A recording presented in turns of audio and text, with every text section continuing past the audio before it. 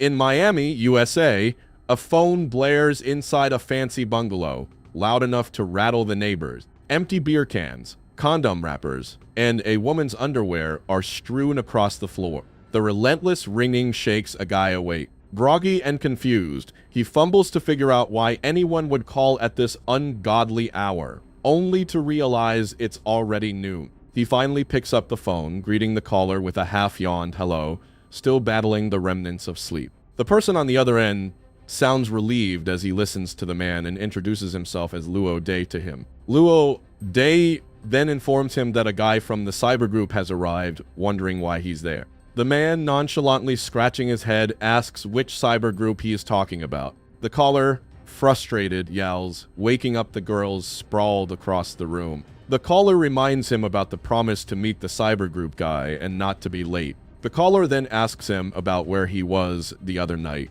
The girls, now awake, drape themselves around him, calling him Xiang Shang, and urge him to forget the call and continue last night's fun. Xiang smirks, weighing the tempting offer against his pounding hangover from last night's gambling binge. Flashback.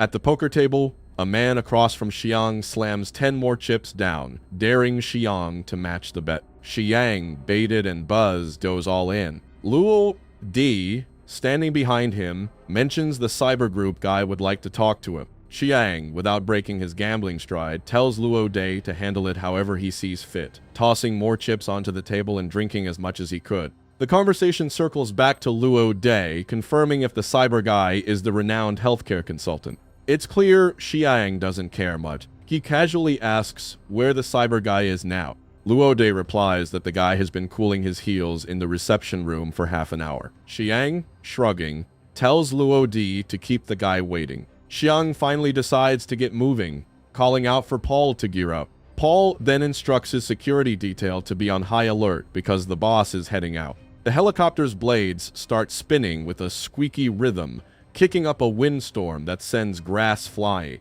Xiang strides toward the helicopter, his security detail flanking him. As he boards, the pilot asks if today's destination is Hawaii or Las Vegas. Xiang, settling into his seat, tells the pilot they're heading back to New York. At the Core Fund's headquarters in New York, a helicopter touches down on the rooftop helipad. Xiang steps out with his security detail and Luo Day, who's been briefing him on the meeting. Luo Day hands Xiang a file, saying it's last week's data on the cyber group. But Xiang shrugs it off, saying there's nothing interesting about a group led by a Brazilian. He asks if the guy's waiting in the reception room. Luo Day confirms, and Xiang adjusts his outfit to meet him. The door to the reception room clicks open as Xiang strides in. He spots the man gazing out the window and apologizes for keeping him waiting. The man jokes that he thought Xiang wouldn't show up until sunset. Xiang apologizes again, saying he has to analyze tons of data every day. He adds that sometimes he needs a little something to keep him alert. The man then confronts Xiang, asking if he overslept due to a drug overdose. Xiang feigns indifference, shrugging at the Brazilian's comment. Xiang then asks if the man's company really wants to trust them with $2 billion. The man confirms. Suddenly, Xiang slams the file in front of the man with a loud thud, startling him. Xiang apologizes, saying their private placement window is closed and the cyber group will have to wait. The man pleads for reconsideration, promising loads of benefits and support. But Xiang just starts laughing, saying he couldn't hold it in. The man argues that in this world, power, wealth, and influence are what matter most, and as far as he knows, Core Funds lacks influential ally. He offers his help. Xiang interrupts, mocking that this isn't Brazil, and if he'd said power and wealth were interdependent, he might have agreed. Xiang adds that violence has nothing to do with it since they're not ammunition suppliers. The man stays silent, brooding as he stares at Xiang. Suddenly, the man turns and starts to leave, tossing out an ominous remark that sounds like a threat, telling Xiang not to change his mind in a month.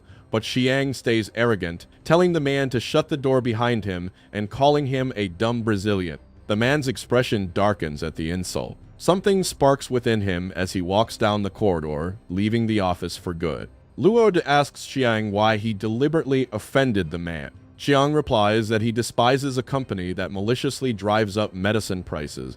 Xiang tells Luo Day He despises enterprises that maliciously jack up medicine prices, even as Luo Day tries to plead. But Xiang shuts him down, saying there's no but about it. Then Xiang gets up and walks away, saying Core Funds isn't short on cash and to turn down dirty business deals in the future. He tells Luo Day not to bother him with this kind of trash again. Luo Day gets the message as Xiang exits the office, leaving him alone. Later, Luo Day is at a bar, drinking his problems away. While the rest of the crowd enjoys themselves, Luo Day sits alone. He stares into his glass, mulling over what happened today. Suddenly, a man comes up from behind and orders a glass of whiskey. He asks Luo Day if it's tough working for such a boss. Luo Day turns to the guy and asks what he means. The man, who turns out to be the Brazilian from today's meeting, says he means no harm. As the Brazilian lifts his glass, he tells Luo Day he wants to talk about something. This piques Luo Day's interest since he's desperate to forget about today.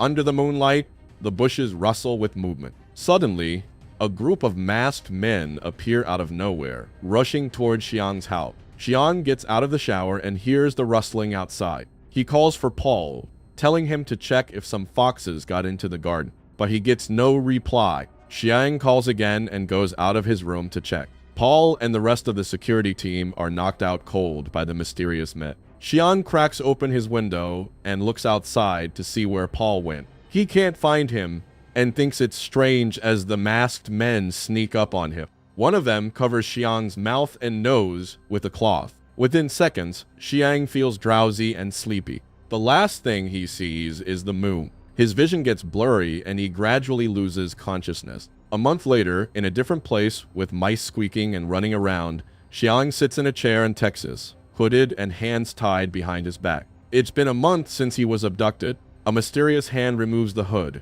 revealing a beaten-up, tired, and starved Xiang. He struggles, trying to adjust his eyes. Struggling for life, he wishes to look at his kidnapper. To his surprise, he sees a familiar face. The Brazilian man greets Xiang, saying it's nice to meet again.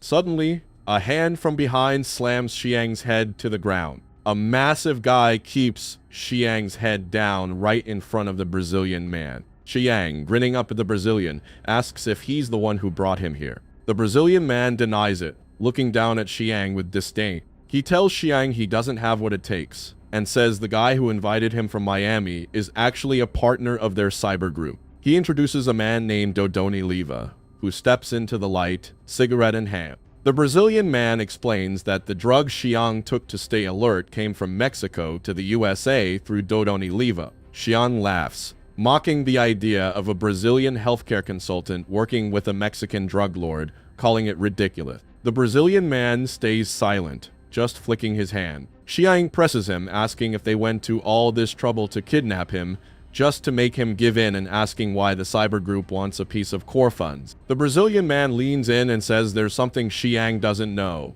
Core Funds don't belong to him anymore. Dodoni Leva waves at his assistant to open the laptop. The assistant complies, revealing a broadcast of Luo Day on the screen, surrounded by media, reporters, and security. The reporters ask Luo Day if it's true that he's the future of Core Fund. Xiang's world shatters. He can't believe Luo Day would betray him. The Brazilian man gloats, asking if the new helmsman of Core Funds looks familiar. Xiang accuses him of colluding with Luo Day for a long time, but the Brazilian man denies it, saying he just showed up at the right time with an offer Luo Day couldn't resist. Xiang asks why he'd go to such lengths to undermine Core Funds, and the Brazilian man laughs, saying it was easy. He asks if Xiang remembers what he told him a month ago. Xiang recalls their conversation, remembering the man's warning not to change his mind a month later. The Brazilian man presses his leg on Xiang's head, asking if he's still going to refuse without protection.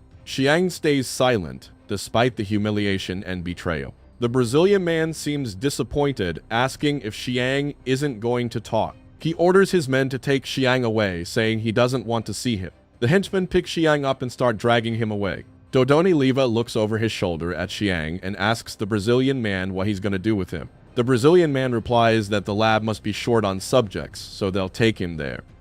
In an operating room, Xiang lies face down on the operating table, surrounded by a bunch of doctors. His head is strapped to the bed with his neck exposed. The main doctor asks his assistant for a scalpel, glancing down at Xiang. The assistant hands over the scalpel, and the main doctor gets ready. Just before the operation starts, Xiang wakes up, confused about where he is. The main doctor makes a cut right at the back of Xiang's neck. Xiang feels incredible pain, realizing what's happening. He starts to panic as the doctor looks on, shocked at what they're doing to his body. The main doctor tells the assistant that subject number 82 has woken up and to increase the anesthetic dose. The assistant injects Xiang with a higher dose of anesthesia and tells the main doctor that the subject is out again so they can continue the surgery. A group of shady people watches from behind a looking glass. The operation finishes and the doctors remove their bloody gloves. Every doctor leaves the room with Xiang still strapped to the bed. His head is now covered in bandages with the number 082 written on his forehead banded. Xiang falls into a coma, unaware of what has been done to him. 7 days after the surgery, where the doctors experimented on Xiang, a professor explains that since ancient times to consolidate power, the ruling classes have always taken simple but effective measures like monopolizing knowledge and opportunities for moving up the social ladder. However, these measures have become increasingly inapplicable in this era. The professor explains that the gap between civilians and the elites is closing with the spread of knowledge, and the grassroots have more opportunities to move up the social ladder. He continues saying that, as long as conditions permit, there is a chance, although slim, for grassroots to move up into higher social classes within 3 generations. Out of 1 million families, it's possible for an upstart to enter the upper class and compete with the elites present in the room.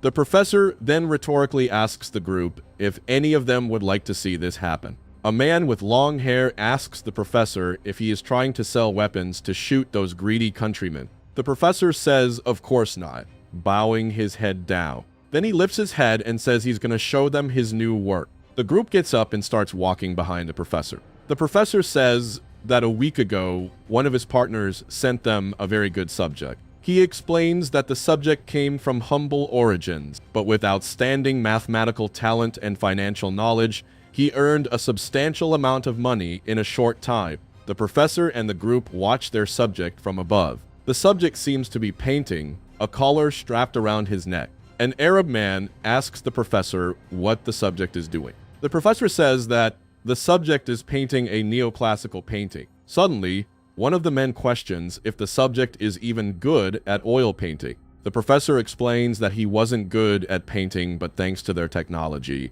they have endowed him with a master's talent. The man with long hair asks the professor how he did it. The professor explains that it was just minor surgery and memory transplant. Just a day after the surgery, Xiang was fine and could sit up. The professor entered the room and asked Xiang how he was feeling. Xiang, grabbing his neck, asked the professor what he had done to him. The professor explained that only minor surgery was done on Xiang. As Xiang became aware of what happened, he reached for his neck and found an empty slot with the number 082 written on it.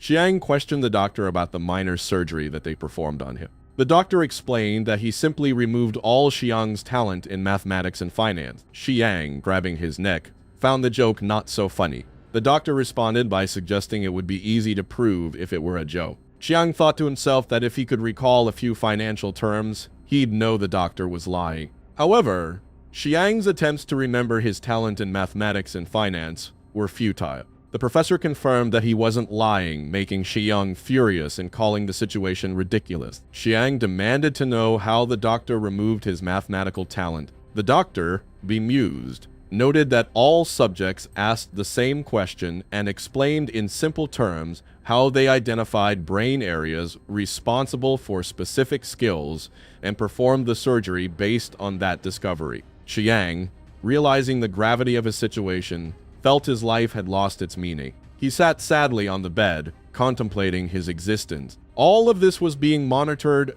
by scientists through numerous cameras. The doctor entered and greeted the head scientist with a bow. The head scientist asked about the progress, and the doctor reported that everything went well and that Xiang had accepted his reality. The head scientist instructed the doctor to start using Xiang for chip testing as subject 80. One had reached their limit. The doctor agreed and addressed the head scientist as Mr. Hemingway. 3 days after Xiang's surgery, he found himself in a room filled with computers, bunch of fancy devices, and scientists. He examined a chip with a violin printed on it. The doctor explained that it was a talent chip containing all the skills of a famous violinist, which they wanted to use on Xiang.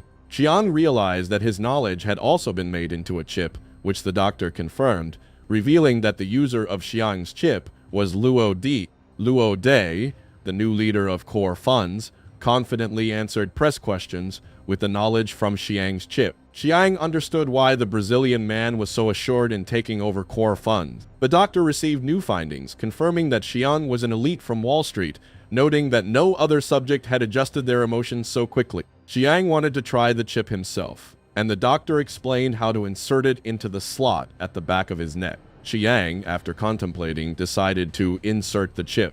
In an instant, the chip sprang to life, sending jolts of electricity coursing through his veins. The doctor then instructs his assistant to fetch the item. The assistant set down a massive case in front of Xiang. Xiang carefully opens the case and finds a beautiful violin nestled inside. The doctor advised Xiang to clear his mind and follow his instincts, as he was now the world's best violinist. Determined, Xiang picks up the violin. Xiang lifts the violin to his chin, the smooth wood cool against his skin. He takes a deep breath, his fingers poised over the string. With a sense of determination, he begins to play, the notes filling the room with a haunting melody. A moment of silence comes over all of the scientists as Xiang instinctively pulls the string of the violin. All at once, the room was enveloped in the sweet, soul-stirring melody of the violin. The doctors were astounded by the beautiful music that flowed from Xiang's hand. Xiang had become the embodiment of the world's best violinist. The doctors observed through a glass and took notes. Mr. Hemingway instructed his subordinates to send invitations to their partners, planning to showcase their achievements 4 days later.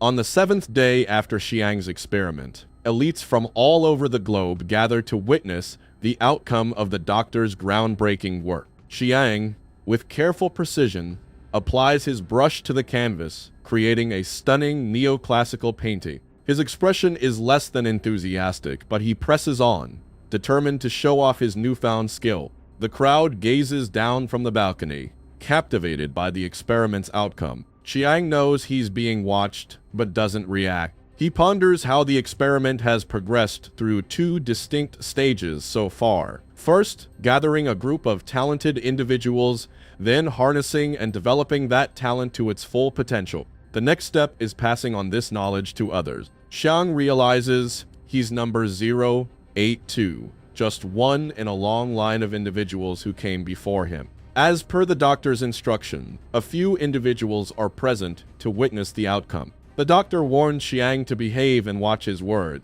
Based on the information Xiang gathered, he realizes the lab is lacking subjects for their experiments, possibly due to unforeseen dangers or past events. The man with the long hair questions if Hemingway has taken all of Leffel's talent and stored it on a chip. Hemingway nods, confirming the suspicion. The Arab man asks Hemingway whether the chip can be used by anyone to achieve mastery in painting. Hemingway agrees, stating that anyone who isn't severely disabled should be capable of using it. The man with the long hair declares the experiment and its results to be nothing short of incredible. Suddenly, the man in the military uniform interrupts to ask the doctor a question about utilizing this technology to assist veterans who have served on the battlefield. The scientist confidently snaps his fingers, assuring everyone that as long as there are plenty of chips available, the experiment will be a success. The commander needs evidence before he'll back the research project. If the results are successful, he'll provide full support for the entire experiment.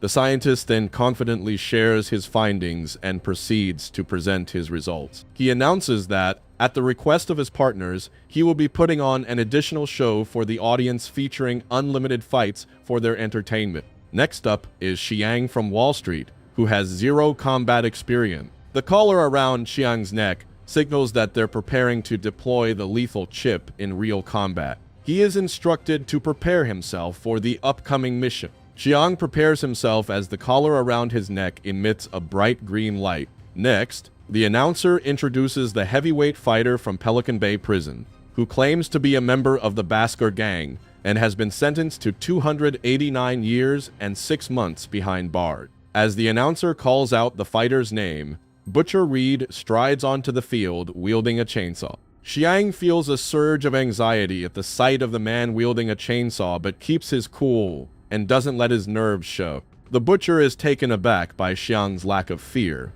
as he is used to people cowering in his presence. He anticipated a different reaction from the young man, which excites him as he feels a surge of bloodlust. Next on the field is the introduction of Ingram, the seasoned soldier and captain of the Paradise Corps. Butcher's sinister smile reveals his belief that Ingram is a target worth eliminating, but Ingram just clicks his tongue with an annoyed expression. Finally, the announcer introduces the last fighter, an elite agent from the KGB, codenamed H7Z9. Xiang can't help but notice how strange the selection of fighters is. First a berserker, then an agent, and now a mercenary. It's an eclectic mix of skills and background. Xiang glances up at the audience window and catches sight of someone watching him. He realizes they now have an audience eager for entertainment and ponders how this chip testing is just a spectacle for them. Mr. Hemingway clarifies that the chip implanted in 82 is the one responsible for causing harm. The soldier is taken aback, realizing Xiang has become a murderer. The announcer informs the fighters that there are no rules or time limits in this match. The last man standing will receive a reduction in their sentence by 50 years or walk away with a cool $200,000. The winner will also receive a small amount of freedom. With the final call of one, the fight officially begins. The announcer instructs all the fighters to engage in combat to demonstrate the strength of the deadly microchip. Xiang is in a tough spot, facing off against a professional mercenary and a skilled agent. He knows he's in trouble. As he glances back, he can't shake the feeling that the person behind him might be a serial killer. Xiang knows any of these individuals could take out an average person in an instant. He looks up, pondering why he was chosen to wear the killer chip. It becomes clear that the purpose is to demonstrate how anyone could be transformed by the chip. Xiang believes the potential buyers have a specific appetite for violence. He sees this as his chance to break free, knowing that if he can impress any of them with his performance, he might have a shot at escaping. The serial killer glares at Xiang with pure dissatisfaction, as if he has let him down completely. The killer wonders why the host selected such a feeble opponent. The other fighters remain silent, focused solely on analyzing their opponents. The KGB agent wastes no time sizing up her opponents, quickly assessing the mercenary with a practiced eye.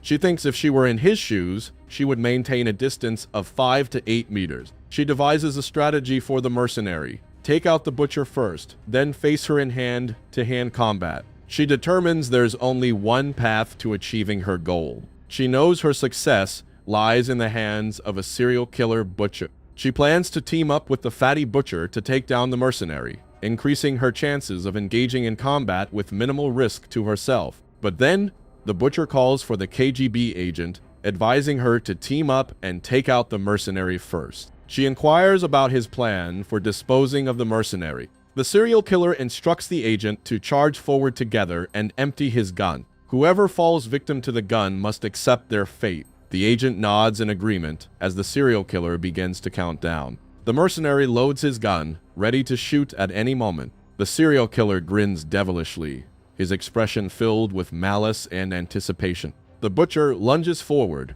charging at the mercenary with fierce determination. Just as he's ready to strike, he leaps over with the chainsaw gripped tightly in his hand. The mercenary empties his entire magazine into the Butcher in a desperate attempt to take him down. The bullets strike the Butcher at point blank range, causing blood to gush from the wound. The Butcher crumples to the ground, blood seeping from the bullet wounds in his chest. The mercenary lets out a sigh of relief after taking down the ruthless Butcher. To his astonishment, the KGB agent maneuvers around him, crouching low to the ground. He's taken aback and bewildered by the unexpected motion. He begins shooting randomly at the woman, trying to bring her down by any means necessary. The bullet barely brushes her cheek as she presses on. She tightens her fists, ready to strike the white-haired man. Like a serpent, she strikes at him. He feels a sharp pain, as the snake's fangs sink into his skin, even though it's just a trick of his mind.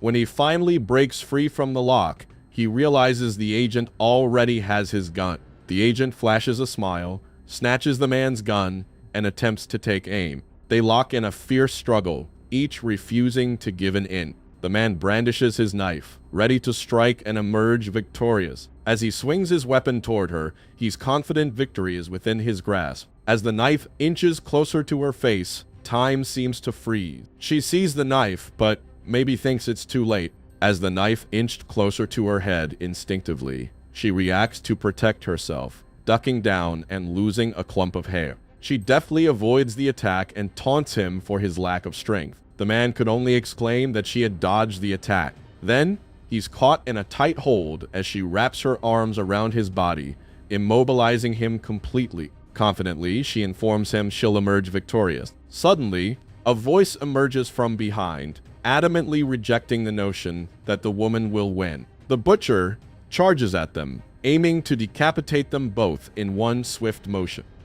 The butcher warns the agent to think twice before accepting any invitation, reminding her there's no such thing as a free lunch in this world. As the butcher hurls his chainsaw at them, they scramble to get away. But just as the tension peaks, a sudden splatter of blood erupts. The butcher's chainsaw crashes to the ground with a resounding clang. The mercenary and the woman are stunned, watching the butcher's life slip away before their eyes. A sharp object has stabbed the butcher in the neck from behind, causing blood to spatter everywhere. As the butcher gasps for air, Xiang stands behind him and plunges his knife into his neck. Xiang withdraws his knife, watching as the butcher collapses to the ground. The butcher hits the ground with a heavy thud, surrounded by a pool of his own blood. It's a fitting end for the man known only as the Butcher. Xiang looks down at the lifeless body, feeling a wave of regret wash over him for taking his life. His hand instinctively moves to his face as a sudden realization hits him. He realizes he's never been so indifferent to the coldness of life before. As he smears blood on his face, a chill runs through his mind, a strange sensation he can't quite shake. Xiang realizes using the chip gradually changes the user's personality. He spins around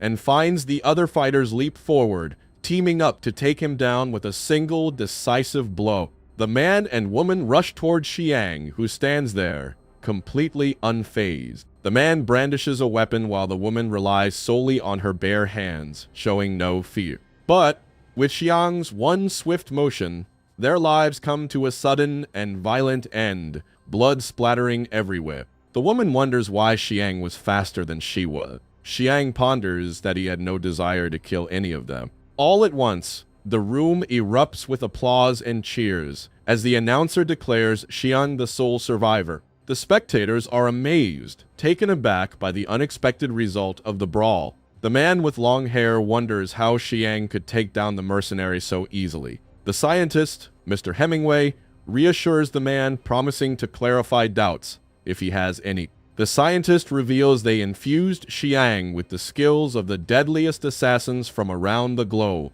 He appears stunned by Xiang's actions, finding it hard to believe someone like Xiang could do such a thing. It demonstrates just how much an average person can achieve with the help of a microchip. The room is filled with prominent leaders, deep in discussion about their next step. The man with long hair appears the most preoccupied, lost in thought. He ponders that these fools have yet to grasp the full extent of this technology's repercussion. He knows he must take action to stop it. Meanwhile, in the lab, Xiang is seated in a chair as the doctor carefully removes the chip from around his neck. After removing it, he keeps it safe. He unties Xiang and helps him to his feet so he can get dressed. Xiang rises and buttons up his crisp white shirt, the fresh fabric clinging to his skin. The doctor pats Xiang on the back, congratulating him on a job well done. The doctor tells him that the investors has agreed to invest further in this project, and the chief scientist has also asked him if he has any request to make.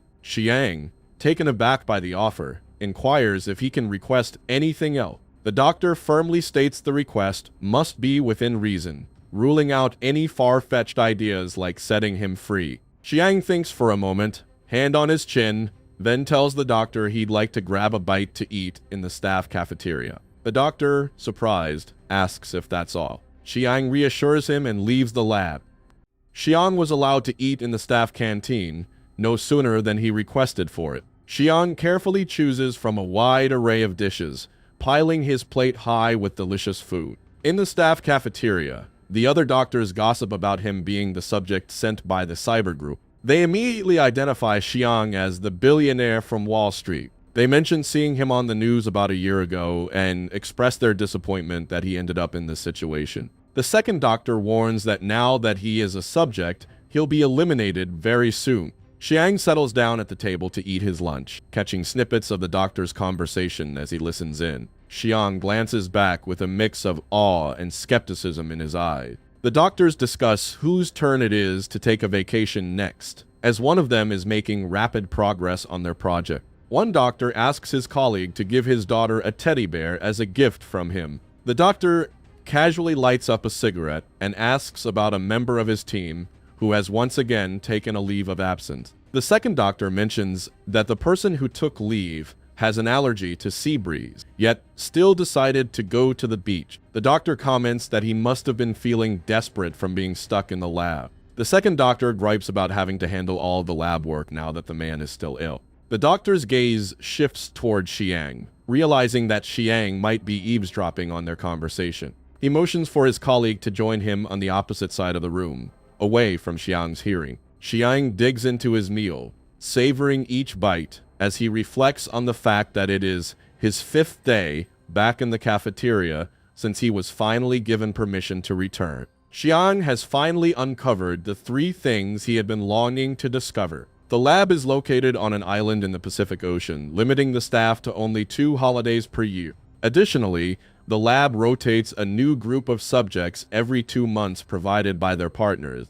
Thirdly, the dynamic between the lab and the cyber group is much more intricate than a simple superior-subordinate relationship. Xiang ponders what leads to the subjects being replaced so often. Now that he has finally figured out these 3 things, he finds himself in a desperate situation. Stranded on a remote island, he is constantly surrounded by unknown dangers and the looming threat of the cyber group. As the days pass, Xiang finds himself in his 13th afternoon in the lab, still struggling to find a way out. Xiang ponders what he should do if he can't find any clues. He considers whether it is wise to gamble on the audience's reaction. As he reflects on the fight, he realizes it may have given him the opportunity to make his getaway. Now that the investors have fully recognized the potential of the chips, there are intelligent individuals who will recognize the ramifications of this technology and make efforts to prevent its advancement. Xiang sits alone, gazing out the window at the vast expanse of the sea.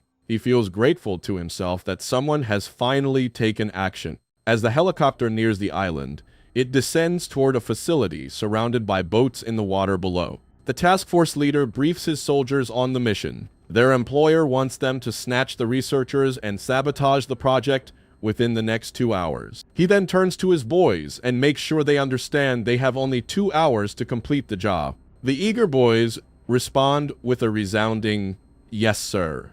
Out of nowhere, the collar around Xiang's neck starts flashing a bright red light and emits a small beep. Suddenly, a voice booms from the loudspeaker, announcing that the lunch break is over. It tells them to head over to Zone D. Out of nowhere, deafening explosions rock the entire facility. There's been a breach caused by those guys in the helicopter earlier. A squad of soldiers maneuvers through a hole in the wall. They blast it open. A man tells his boss that Team C has breached the base, compromising security. As the announcer declares Zone C no longer safe, people start evacuating immediately. While everyone else frantically evacuates, Xiang stays calm and composed. He casually reaches up, lightly strokes his neck, and flashes a confident smile. Xiang knows the moment has come for his long-awaited escape. The soldiers unleash a barrage of bullets at the security forces, the staccato rhythm of gunfire echoing through the air. The security team requests reinforcements in Zone C to fend off the soldier.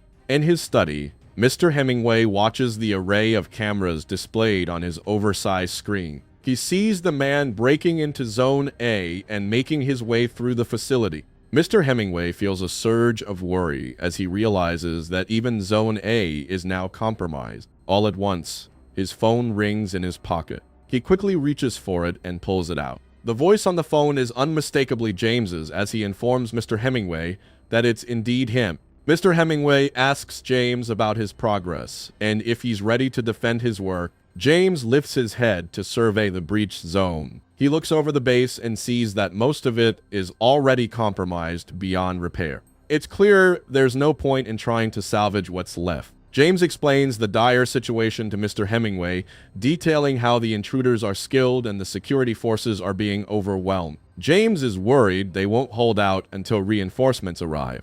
Mr. Hemingway advises James to leave the location and find a new place to live. Mr. Hemingway turns to his assistant and asks if he's ready yet. The assistant, nervous for his life, says 30 seconds to go. The assistant informs Mr. Hemingway that the backup server is activated and the process of deleting files is in progress. As the crowd surges around him, Xiang stands still, watching the chaos as everyone scrambles to escape. Xiang knows deep down that luck is on his side. He realizes the intruder has successfully diverted all the security staff in the base, leaving no one to stand in his way. In the chip storage room, doctors work diligently to remove all the chips and dispose of them. One doctor urges the other to pick up the pace as time is running out. The doctor informs the others that Mr. Hemingway assigned them this task. He knows he has to bring all the top-class chips with him to keep them safe. Out of nowhere, a mysterious figure enters the room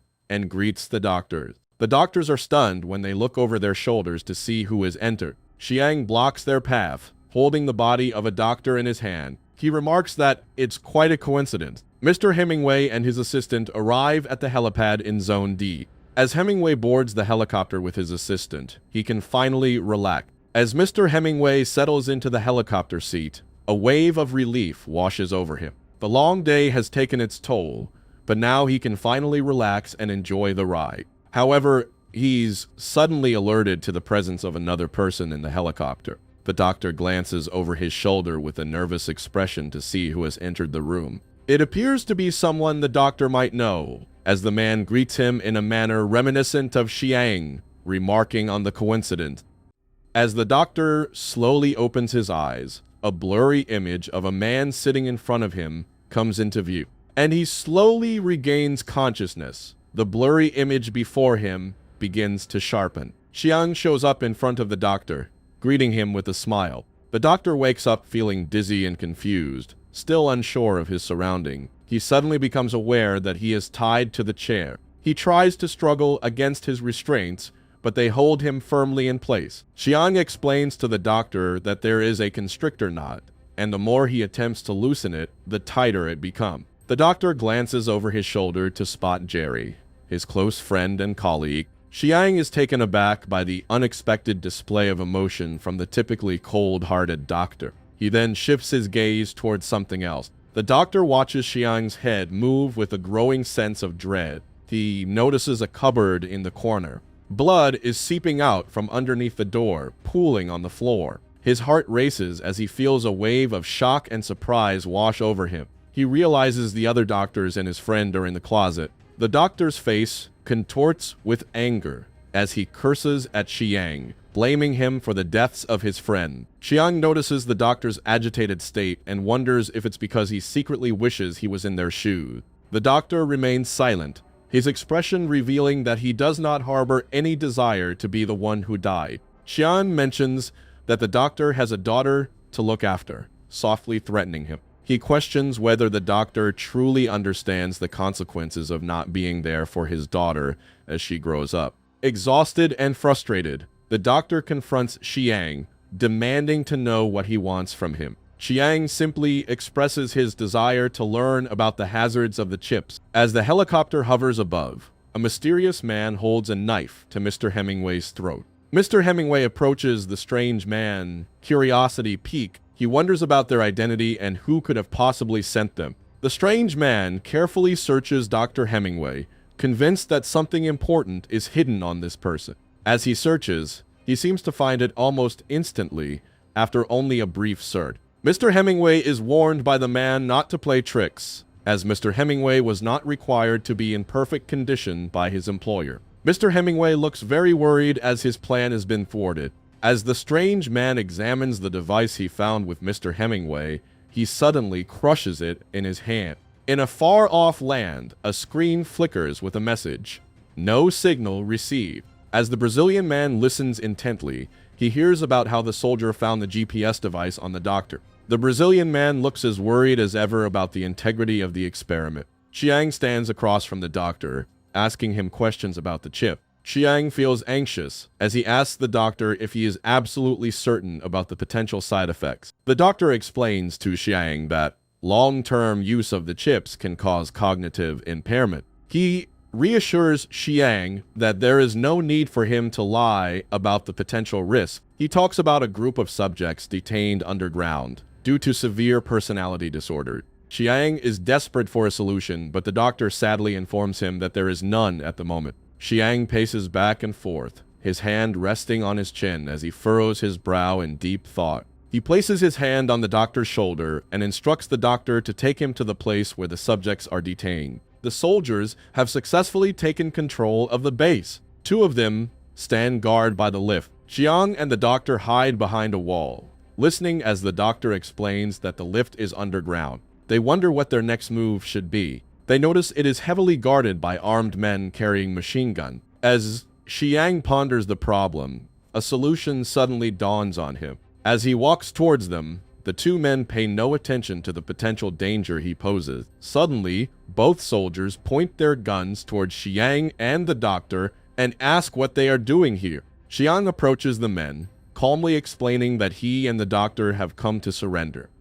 Chiang, with the doctor by his side, raises his hands and tells the man they're here to surrender. The man mulls it over for a bit, deciding what to do with these unexpected surrenders. One guy tells his buddy to go check them out, and the other guy agreed. The man orders Chiang and the doctor to squat down and stay put as his partner heads over to inspect them. He and the doctor squat down on the ground. The soldier checks Chiang for hidden weapons. Chiang notices a handgun in the soldier's holster. As the soldier moves on to the doctor, he calls out that Chiang is clear. Seeing his chance, Chiang slowly gets up, and he springs towards the man, aiming for the gun in his holster. He grabs it, but the man realizes what's happening at the last second. Chiang knees him in the head, knocking him out cold. The other guy notices the commotion and tries to raise his gun, but he's too late. Chiang has already fired, taking him down. The doctor is stunned by Chiang's quick action. They make their way to the basement together. In the elevator, the doctor stands next to Chiang,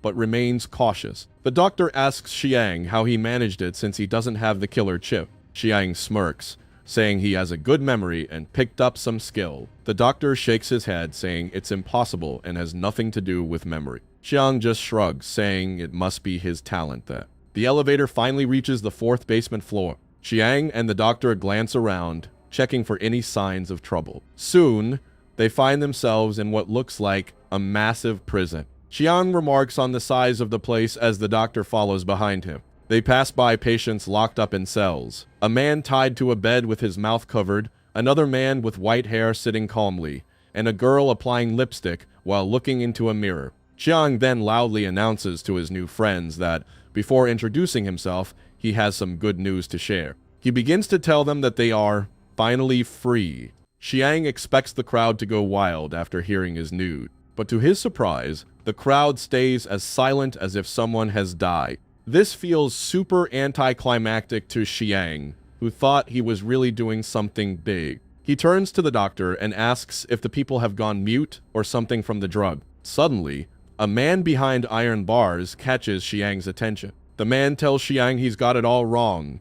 They're not here because they can't escape. They just don't want to leave the facility at all. Another guy pipes up and asks Chiang if the researcher beside him didn't mention the side effects of the chip they use on the patient. Chiang says he knows, and the guy replies that Chiang should understand why he and his buddies have chosen to stay put. Chiang is totally shocked by this, thinking the people would want to escape. He asks if they're waiting for the researchers to come up with a new way to handle the side effects. The psychotic man in the jail agrees and says that's exactly why the prison break plan won't work. He starts laughing, but suddenly gets shot in the head mid-laugh. Everyone in the jail is stunned to see the man die from a bullet wound. The doctor turns to Xiang and asks what he's doing, since Xiang was the one who shot the man. The earlier man asks Xiang what's going on, looking sad. Xiang, with an ominously evil look, says his hands slip. The prisoners go silent, not wanting to die at the hands of someone more psychotic than them.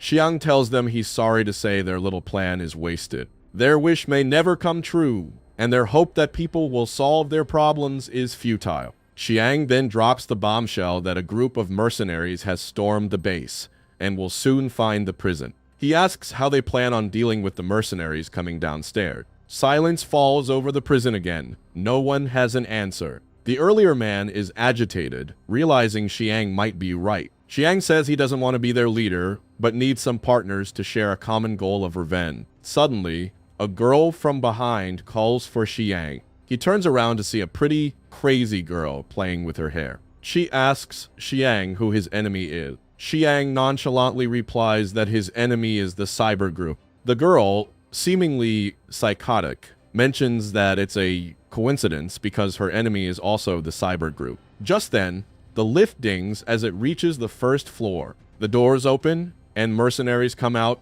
weapons in hand, expecting an ambush. Much to their disappointment, they find nobody waiting for them. They get back into the lift, planning to move up and down the floor. From a camera on the screen, the image shows the men walking into the lift. James lies dead on the monitoring screens, blood coming out of his mouth. One of the mercenaries reports to his mates that a few people are still at large in Zone C.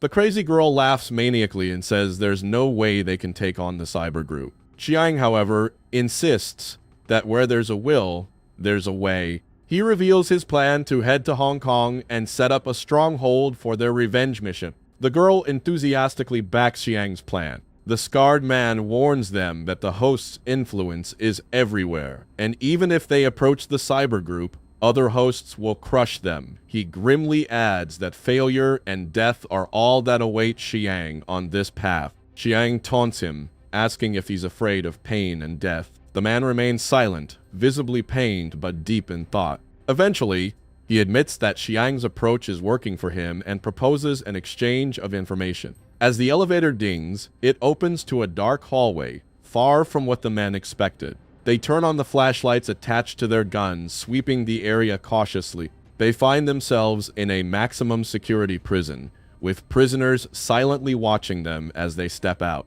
One of the men radios his superior, reporting a large number of subjects. He's instructed to proceed with caution and use lethal force if necessary. The men advance down the dark hallway, passing cells. Xiang hides behind a man, carefully observing the soldiers. Suddenly, the crazy, seductive girl calls out to the soldiers, asking if they can do her a favor. One soldier approaches her cell, unaware of the trap. Xiang swiftly aims his gun and shoots the soldiers. The psychotic girl smiles as she hears the shooting. One dies in a pool of blood, while the other is injured, his hand bleeding. Xiang strides out of the prison, gun in hand. The injured soldier struggles to stand, but Xiang shoots him in the face, ending his life. Xiang then shouts to everyone, announcing that he will stay in Hong Kong for a year, and welcomes anyone who wants to join him. The mercenary chief watches the scene unfold on a TV screen, observing Xiang, the crazy girl, and the doctor exit the elevator. Xiang looks directly at the camera, smiles as if posing for a photo, and then calmly walks away. In the underground prison, all the prisoners stay put in their cells, even after Xiang's offer. The white-haired guy sits quietly, deep in thought. Suddenly, he looks up like he just had a light bulb moment. He pulls a metal wire out of his sleeve, something he's probably been hiding for a while. He studies the wire, thinking about how it could be turned into a key. Sitting on his bed, he starts working with it. The prisoner with the scar on his face watches as the white-haired guy approaches the cell door and starts fiddling with it. The man uses the wire to pick the lock and opens the cell door. As soon as it's open, he steps out and begins to walk away. One of the other prisoners asks if he's heading out. The white-haired guy, Ray, says he is, wanting to check out what Xiang mentioned. Another cellmate asks if Ray really believes Xiang. Ray replies that he plans to see for himself and will spend a year observing before deciding to join. Ray then walks over to a cell instead of heading straight out. He asks the man in binds if he wants to come with him. The man asks why Ray would choose him over anyone else in the prison. Ray admits he's unsure if he can survive the hunt from the hosts alone, but he believes the man can. Meanwhile, in the chip storeroom, Xiang, the psycho girl, and the doctor are searching for valuable chips. Xiang tells the psycho girl she can check out other cabinets and take whatever she wants. She replies that she's fine with her current state and doesn't want more burden. Xiang ponders her words as he stands there with a briefcase full of chips slung over his shoulder. Soldiers rush through the corridor, searching for remaining survivors. The mercenaries head to the lift to reach the prison and find the missing soldiers. Soon, the lift reaches the first floor, and with a ding, the doors begin to open. The guards stand ready in front of the opening door. Ray and a red-haired man stand inside as the doors slide open. As they step out, the guards point their guns at them. Ray turns to his friend and asks if they should each take half. His friend agrees, holding something in his hand. With overwhelming intensity, the two men defeat and kill every single guard. Back in the prison downstairs, another cell door opens as a prisoner steps out and picks up a gun from the dead mercenaries. Someone calls out to him. The man tells Scarface if he has friends in Toronto who can help. Scarface questions if these are the same friends who sent the man to the lab. The man, with an evil grin, replies that he wants revenge on those men and offers the spoils to Scarface. Ray and his buddy breeze through the horde of men without even breaking a sweat. Ray then tells his friend to leave one of the men alive for a getaway off the island. The man informs Ray that there's no need since Hemingway has a boat hidden on the island. Meanwhile, Xiang, the psycho girl, and the doctor are making their way through the corridor to escape the island. The doctor asks Xiang why he didn't bring a few more partners. Xiang replies that he doesn't want to keep looking over his shoulder to stay safe from psychos. He plans to create so much chaos that the host will have to pay attention to him, and in the meantime, he'll gather wealth, power, and violence behind the scene. The girl chimes in, saying Harley likes Xiang's way of thinking as she skips along. Xiang nervously asks if her name is Harley, as in Harley Quinn. The girl says it's not, but she always thought the name was cool, so she kept it. Xiang tells her to change her name since Harley Quinn is a villain, insisting they are not villain. The girl then suggests Juliet, but Xiang dismisses it, saying Romeo and Juliet is a tragedy, which annoys the girl. Back on the first floor, Scarface and another guy emerge from the basement. Scarface looks around at the piles of bodies lying in their own blood, shocked by the massacre they didn't expect. The leader of the mercenaries watches through the cameras, witnessing his crew getting annihilated. Realizing the danger, he raises his hand to his walkie and calls for everyone's attention. He tells everyone to stop what they're doing immediately and repeats the message for those who might not have heard it yet. Even the guy in the helicopter hears the message, and Dr. Hemingway smiles, saying they're in trouble. The leader radios everyone, warning that they're in big trouble. Suddenly, a prisoner in his cell gets up and walks towards the door. He stretches as he approaches the cell bars, grabs them with an ominous aura, and peels the bars away like a banana. One of the prisoners asks the mourner if he's also going to join the fun, and he replies that he needs some air. Out of nowhere, a big explosion rocks the back as one cell door crashes into another. Prisoners are terrified and startled by the explosion, which was caused by the sumo prisoner pushing the door open. Wearing traditional Japanese footwear, the sumo steps out of his cell. The mourner asks if the sumo wants to break out of the prison together, and the sumo agree. Two guys are on guard duty for the mercenary boats at the island's shore. One of them yawns, totally bored out of his mind from the lack of action. Then, bam, both of them get shot in the head. They drop dead on the sandy shore. The doctor and the psycho girl are with Xiang, carrying briefcases full of chips as they head to the boat. The doctor tosses the briefcase and a gun into the boat, getting ready to leave. He tells Xiang that this tiny boat isn't going to get them to any nearby land or country. Xiang suggests they just seize the mercenary ship instead. Heavy gunfire echoes through the corridors of the base as the mercenaries shoot at the sumo. But the sumo uses two of the mercenaries' bodies as human shields to protect himself from the gunfire. Charging forward, he attacks, killing multiple men with a single thrust of his palm and even cracking the wall. A man watching from behind the screens questions how many more monsters are in the base. Suddenly, A gunshot goes off outside the office while the mercenary is busy watching the screen. Scarface immediately recognizes the guy who's been watching for a while. Scarface's friend asks if he really is the one who has been watching through the camera. On the walkie-talkie, a guy from the helicopter asks how it's going and wants a status update. Frustrated and angry, the man questions his subordinate if he needs him there. But it's too late. The subordinate is already dead, hanging upside down. Dr. Hemingway proposes a talk with the mercenary, but the mercenary shuts him up with his hand. Then he gets alerted to someone else's presence on the helipad. As he steps out of the helicopter, Scarface and his friends start moving towards him. The mercenary sees it's more of the same patients from the basement. With a knife in hand, he asks where Jimmy and Rod are, ready to carve them out. Scarface's friend asks him who they are, smiling at the mercenary. He then remembers and asks if the mercenary means the two idiots who were standing guard at the helipad. The mercenary curses the prisoners as he raises his knife at them. Back at the mercenary ship, a small boat approaches carrying the doctor and mercenary. One of the men on the ship asks where the rest of the men are. A mercenary on the boat replies that they caught a big fish and the captain asked them to bring him back first. It's none other than Xiang himself, dressed as a mercenary.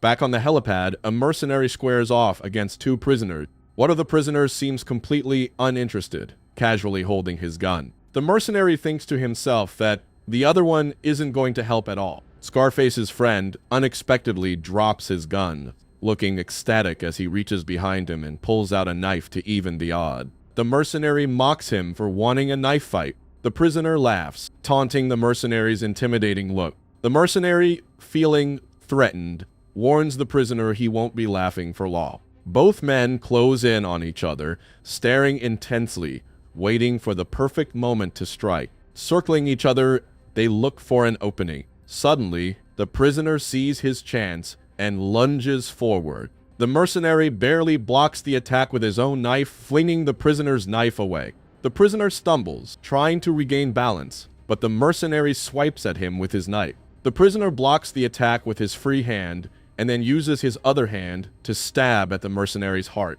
The mercenary just manages to hold off the stab, clutching the prisoner's hand. Despite the dire situation, the prisoner grins maniacally, and the mercenary follows suit. They headbutt each other in a show of intimidation. Suddenly, the mercenary drops dead from a gunshot to the head, shocking the prisoner. Furious, he turns to his friend, demanding why he shot the opponent. Scarface, unfazed, tells the prisoner he's wasting time and assures him there will be plenty of fights in the future. Scarface then turns his attention elsewhere, calling out Dr. Hemingway's name, revealing he knows he's there. Meanwhile, Sumo rummages through a pile of chips. Frustrated, he can't find his bedroom skill chip. The mourner points out his performance chip is also missing, along with other classic chip. Sumo suggests it might be the mercenaries, but the mourner isn't convinced, suggesting they ask around. Ray and his friend stand in front of a vehicle. Ray nervously asks his friend if he can drive it.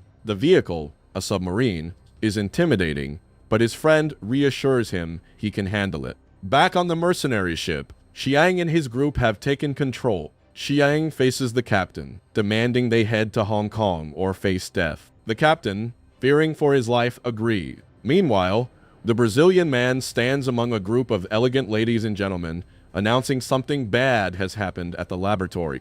An old woman, Mary de Medici, tells Dawson, the Brazilian, to cut the crap. Dawson bows to the aristocratic head of the Medici family and explains that 2 hours ago, their research and development base was occupied and all the detainees underground have escaped. He warns the council they're about to face the fury of their old enemies. The Brazilian guy tells the investors they'll have to deal with some old friends now. One investor reassures him there's nothing to worry about. This guy is the head of the Yoshinari family and suggests giving the prisoners one more chance. The Brazilian man bows to Yoshinari and says he understands. In Hong Kong, Xiang, Harley, and the doctor land to complete their mission. Harley is super excited to be in Hong Kong and shouts at the top of her lungs. Xiang seems intrigued by the opportunities and adventures this place might bring. Harley then wraps her arms around Xiang and asks what they're gonna do next. Xiang says they're going to borrow some money from some over-enthusiastic citizen.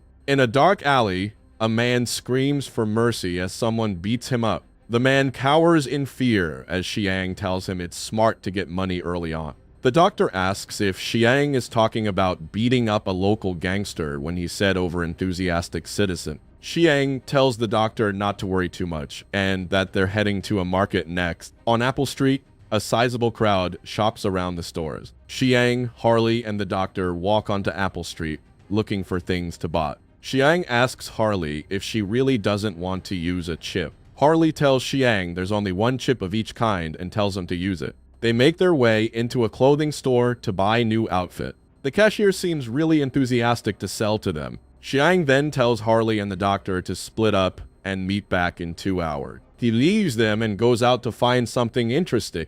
The group splits up, with Xiang going one way and Harley and the doctor going the other. Two men watch as the group splits and inform their boss that the people who beat up Sheng have just separated. The street bustles with people busy with their shopping and work. Qian stands in front of a shop with his arms crossed, thinking, the shop belongs to a woodworker who's working on a piece as Xiang stands there. Suddenly, something piques Xiang's interest. He thinks for a moment about what he wants to do with it, then turns to the woodworker and asks for the Buddha statue next to the mahogany box. The woodworker looks at the Buddha statue Xiang points to and says it costs 1,000 Hong Kong dollars. No bargaining. Xiang scratches his head and says he really wants to buy it and asks for an extra piece. The man tells Xiang to pick any of the boxes in front of him, and he can have it. Xiang looks at the woodworker and says they have a deal.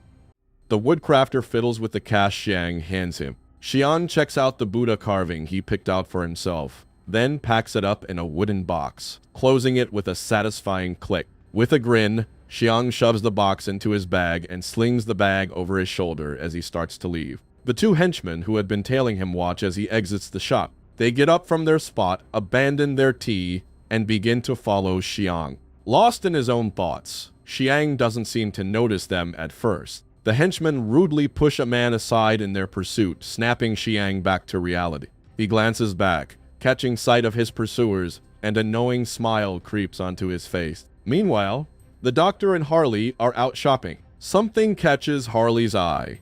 A cute wooden doll, and she stops to admire it. At the same time, one of the henchmen calls their boss to report they've located Xiang. The boss instructs them to ignore the doctor and Harley and focus solely on Xiang, then casually returns to his meal, surrounded by his men. The henchmen confirm their orders, but when they look back, Xiang is gone. They frantically start searching, sprinting down the street. Unbeknownst to them, Xiang has slipped into a dark alley, hidden from view. As they pass by, he emerges and heads over to a knife maker, asking for the price of a knife. 2 hours later, Xiang arrives at the agreed meeting spot. The doctor and Harley return with their arms full of shopping bags. Harley, beaming with pride, pulls the doll out of her bag to show Xiang. Uninterested, Xiang instead asks the doctor if they found anything valuable. The doctor shakes his head, saying they came up empty-handed. Xiang, with a sly smile, reveals that unlike them, he's found something big. All three of them sit in a restaurant as Harley fiddles with the box trying to figure out what it is. The doctor, curious about the box, asks Xiang if it might be just an ordinary box. Xiang explains that it's not the box itself that's important, but the craftsmanship behind it. The doctor looks puzzled, so Xiang elaborates, mentioning the Buddha statue box, which is used to hold Buddha statues, silk scripture pieces, and remains of the living Buddha. The doctor replied that he doesn't know what it is. This box is believed to reduce bad karma and has great magic power. High-grade boxes like these are extremely valuable and rarely seen. The doctor is shocked to learn that this seemingly ordinary box is worth between 800 to 1,000 million Hong Kong dollars. Before the doctor can respond, he notices a group of people approaching them. The leader of the group demands the box and the busty girl, promising to let Xiang live in exchange. Harley, always quick with a comeback, mocks Xiang, urging him to protect her from these goons. Xiang smirks at the leader, unimpressed. The boss of the group grabs a wine bottle and hurls it at Xiang, aiming to break his head.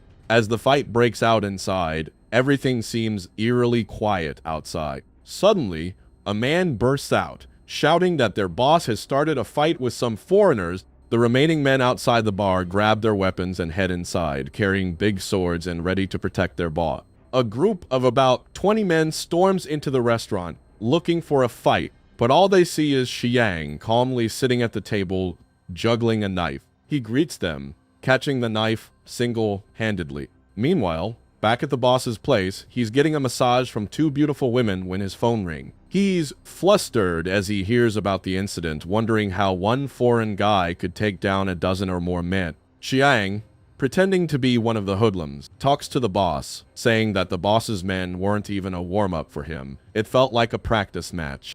The boss snaps his phone in half, seething with rage after hearing what happened to his underlings. The two beautiful women gasps, shocked by the boss's reaction. Suddenly, a strange man steps out from behind the boss, asking what happened. This is Actuary Dude, Shanchu's right-hand man, mainly responsible for finances. The boss tells Actuary Dude that some foreign bastard provoked him, giving Dude 3 days to eliminate the guy. Without hesitation, Actuary Dude agrees, then strides away to arrange Xiang's death. Dude taps away on his phone, preparing for the hit. He sends out a text, calling it a large order and inviting interested parties to contact him. A man feeding pigeons receives the text on his mobile. A girl out drinking and partying gets the text on her phone too. An outcast perched on a rooftop also receives the message. Meanwhile, in a hotel where Xiang and his party are staying, Xiang and the doctor are deep in discussion while Harley is busy on her phone.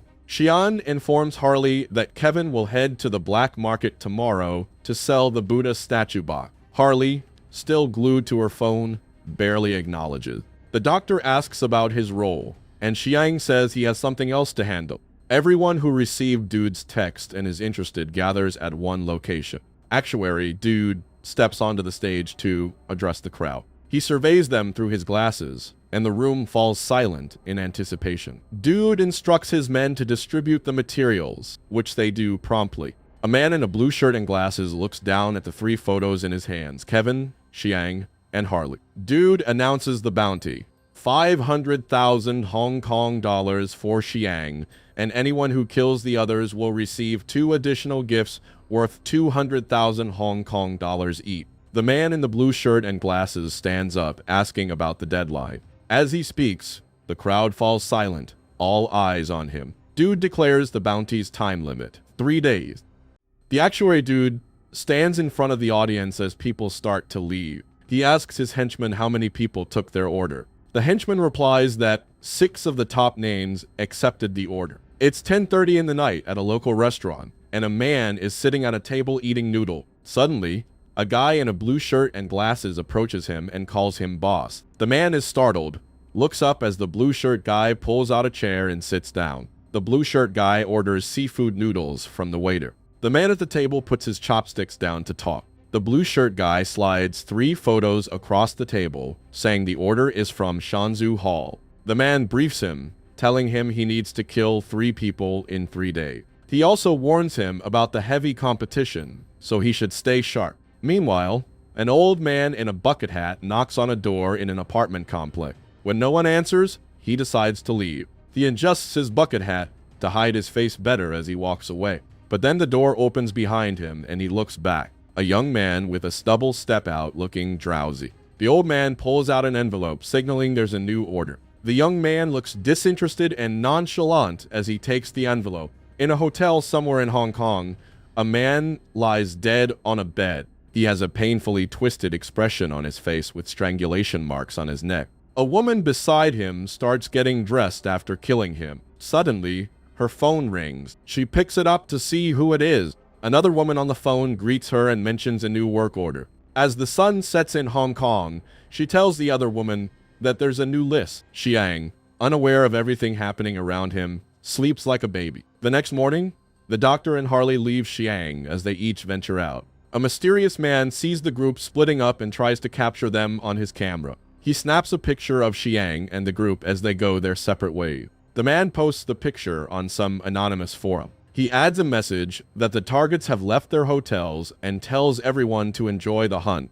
The doctor and Harley move through the crowd as a man looks down at his phone. He starts plotting to take down the doctor and Harley.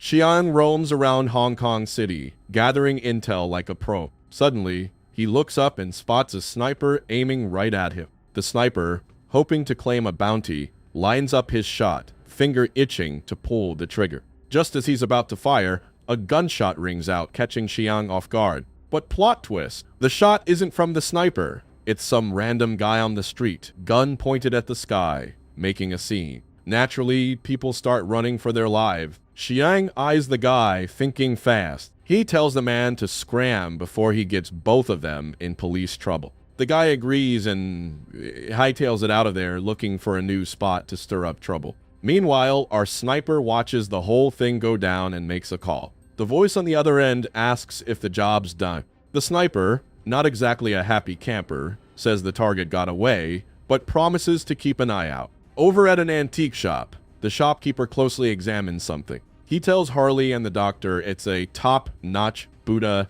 statue box. Harley, curious about its value, asks, and the shopkeeper drops a bomb. It's worth 600 grand. Harley is bummed, clearly expecting more. In an abandoned building, Xiang and an assassin face off. The assassin taunts Xiang, saying he's ticked off the Shanzhou Hall, the head honcho of all Hong Kong mafia, and now every hitman in the world is after him. Xiang, unfazed, asks if it's really smart to spill the beans about his employer. The assassin smirks, saying it's no big deal to share secrets with someone who's about to die. Xiang pulls out a knife, calling the assassin a big mouth. The assassin, cool as a cucumber, just raises his fist. They launch at each other, a flurry of blows and blocks, while the sniper watches from afar. Both have that wild look in their eyes, determined to finish the other off. The sniper, finding this whole brawl odd, watches intently. After a furious exchange, both men leap back to catch their breath. Xiang slides back, but keeps his balance, sucking in air to steady himself. The assassin, panting and bleeding from Xiang's attacks, is clearly pissed. And so, the showdown continues, each more determined than ever. The hitman sizes up the foreigner, thinking to himself that this guy's got some serious guts. Meanwhile, Xiang knows he can only utilize 30% of the chip's original capacity. Both men are winded, recovering from their intense brawl. A sniper watches them from a distance as they catch their breath. Observing from afar, the sniper considers the balance of skill and strength. But Xiang, he notes, is stronger than your average Joe. Xiang then suggests a truce to end their conflict and prevent further injury. He warns the hitman that more fighting will only lead to both sides nursing serious injuries. Considering the offer, the hitman struggles to breathe. He agrees to the truce, but with a condition. Xiang asks what it is, ready to settle the score. The hitman requests Xiang to eliminate his own middleman, dead serious. Xiang's taken aback by the audacious demand. Explaining the rules of their trade, the hitman insists the middleman must go for their business to be finished. Xiang suggests involving other hitmen for help, but the hitman explains the risk. It's a lot to process for Xiang, who asks for clarity. The hitman complies, crossing his arms to appear non-threatening. Xiang spells it out. The hitman wants Xiang to take out his employer. A sinister grin spreads across the hitman's face, confirming Xiang's suspicion. Meanwhile, the doctor and Harley leave the antique shop, heading somewhere else. From nowhere, a stranger emerges with a syringe filled with an unknown substance. Concealed behind a clinical mask, he aims to inject Harley. Later, at the movies, Harley enjoys her popcorn while the doctor keeps a close eye on their stash of cash. Suddenly, the stranger moves in, trying to inject Harley. Before he can, a hand grabs him, and the syringe clatters to the ground. Confused, he sees Harley holding him tight. She shoots him a wild look and declares that he is busted. When the movie ends and the staff starts cleaning up the theater, a woman notices a man still sitting in his seat. She approaches him and tells him it's time to wake up. As soon as she grabs his shoulder to get his attention, the man slumps over, shocking her. She expected him to get up, not fall down. Horror fills her eyes, and she screams that someone has died in the theater. Meanwhile, Actuary Dude chats with his boss, Shanchu Hall, who is drinking a beer. Dude informs his boss that they've placed an order and 6 assassins have taken it up. Hall asks who these assassins are. Dude lists them. Chariot, working for Lu Fashi. Black Widow, working for Queen Bee. Zhuang, working for 23. A Korean guy, working for the Old Man. Pharmacist, working for Black Clinic. And an independent one named Arsonist. Hall remarks that he's heard Chariot is a crazy man who once stormed into a police station with a bag of explosives and blew it up. Hall complains that he can't explain another big incident caused by Chariot to the police. Dude reassures him that as long as they bait the police with information on someone else, they'll overlook everything. Meanwhile, Xiang and Chariot are still in the abandoned building discussing their plan. Xiang agrees to Chariot's demands and asks when they can move. Chariot says he'll be waiting for Xiang at Cocoa Bubble Tea around 10. Xiang agrees to meet him there. Chariot picks up his jacket, puts it on, and leaves the building. Despite their deal, Xiang remains wary of Chariot. Shao, the sniper, has been watching the entire showdown from behind a pillar. He calls his employer to report. His employer, calmly sipping tea, asks if the job is done. Shao admits he hasn't finished but has interesting news. Chariot voluntarily gave up the order. The employer isn't surprised, calling Chariot a lunatic. Shao suggests that Chariot's employer might actually die, surprising the employer into silence. The chart shows Xiang, Kevin the Doctor, and Harley as the Alliance, and the 6 henchmen assigned to kill Xiang and his allies. Xiang is working with the Chariot, and Harley has already taken out one of the henchmen. As the 23, the sniper's employer, calls Lu Fashi to update him, he lights a cigarette and waits for him to pick up. Lo, munching on sushi, picks up and asks who's calling. 23, still smoking, identifies himself. Lu jokes, asking why 23 called him first. 23 cuts to the chase, saying someone is out to kill Liu. Lu demands to know what's going on and who wants him dead. 23 explains it's an industry insider who hired an external killer. Furious, Liu offers $2 million for the name of the hitman, but 23 hangs up saying he's already returned the favor. 23 looks up at the sky thinking the tides are changing. Lu Fashi yells at the girls to get away, fear gripping him. In a rage, he smashes plates and wrecks the dining room, frantically calling the Assassins Association. Liu orders protection from all of Hong Kong's best assassins, and the request is processed with a difficulty rating of S and a payment of $2 million per day. Meanwhile, outside a local bar, a board displays the regular hours. Inside, it's empty except for the bartender cleaning glasses. A stranger walks in and orders a martini. The bartender says they're not open yet. It's Xiang who specifies no salt in his drink. The bartender asks about honey. Xiang responds half and half, 3 parts. This exchange is code. No salt means Xiang is a client. Honey means the service type. Half and half, 3 parts means he needs fake identities and passports for 3 people. The bartender hands Xiang a key and a phone, instructing him to put money and small photos of his companions in the mailbox, and he'll receive the items in a week. Walking down the street, Xiang feels lucky that the service provider's address in the middleman chip was correct. Of the 82 test subjects, Xiang alone opposed using the chips on human. This conviction started when he first played the violin with the violinist chip inserted. When famous violinist Accardo's chip was implanted, Accardo's life and memories flooded Xiang's brain. He realized the chip's value lay not in the knowledge, but in the experiences, memories, and feelings of their original owners. 4 days later, during a knockout battle where only one fighter survives, Xiang found himself in a life-or-death situation for the first time. Observing no one attacking him, he reflected on the chip's potential. Taking a deep breath, he scanned through the memories and experiences of the killer chip's original owner, seeking useful skills. Unlike before, Xiang's heart was filled with loneliness and sorrow because this chip belonged to John Crike. When the fight begins, Xiang quickly retrieved a hidden weapon. As the KGB agent jumped the assassin, Xiang moved quickly, killing the butcher before he could kill both the agent and the assassin. This was Xiang's first human kill. Learning about John Chris's life, Xiang mastered skills he had only dreamed of, like Shukuchi and the 1-inch punch, using them to kill both the agent and the assassin.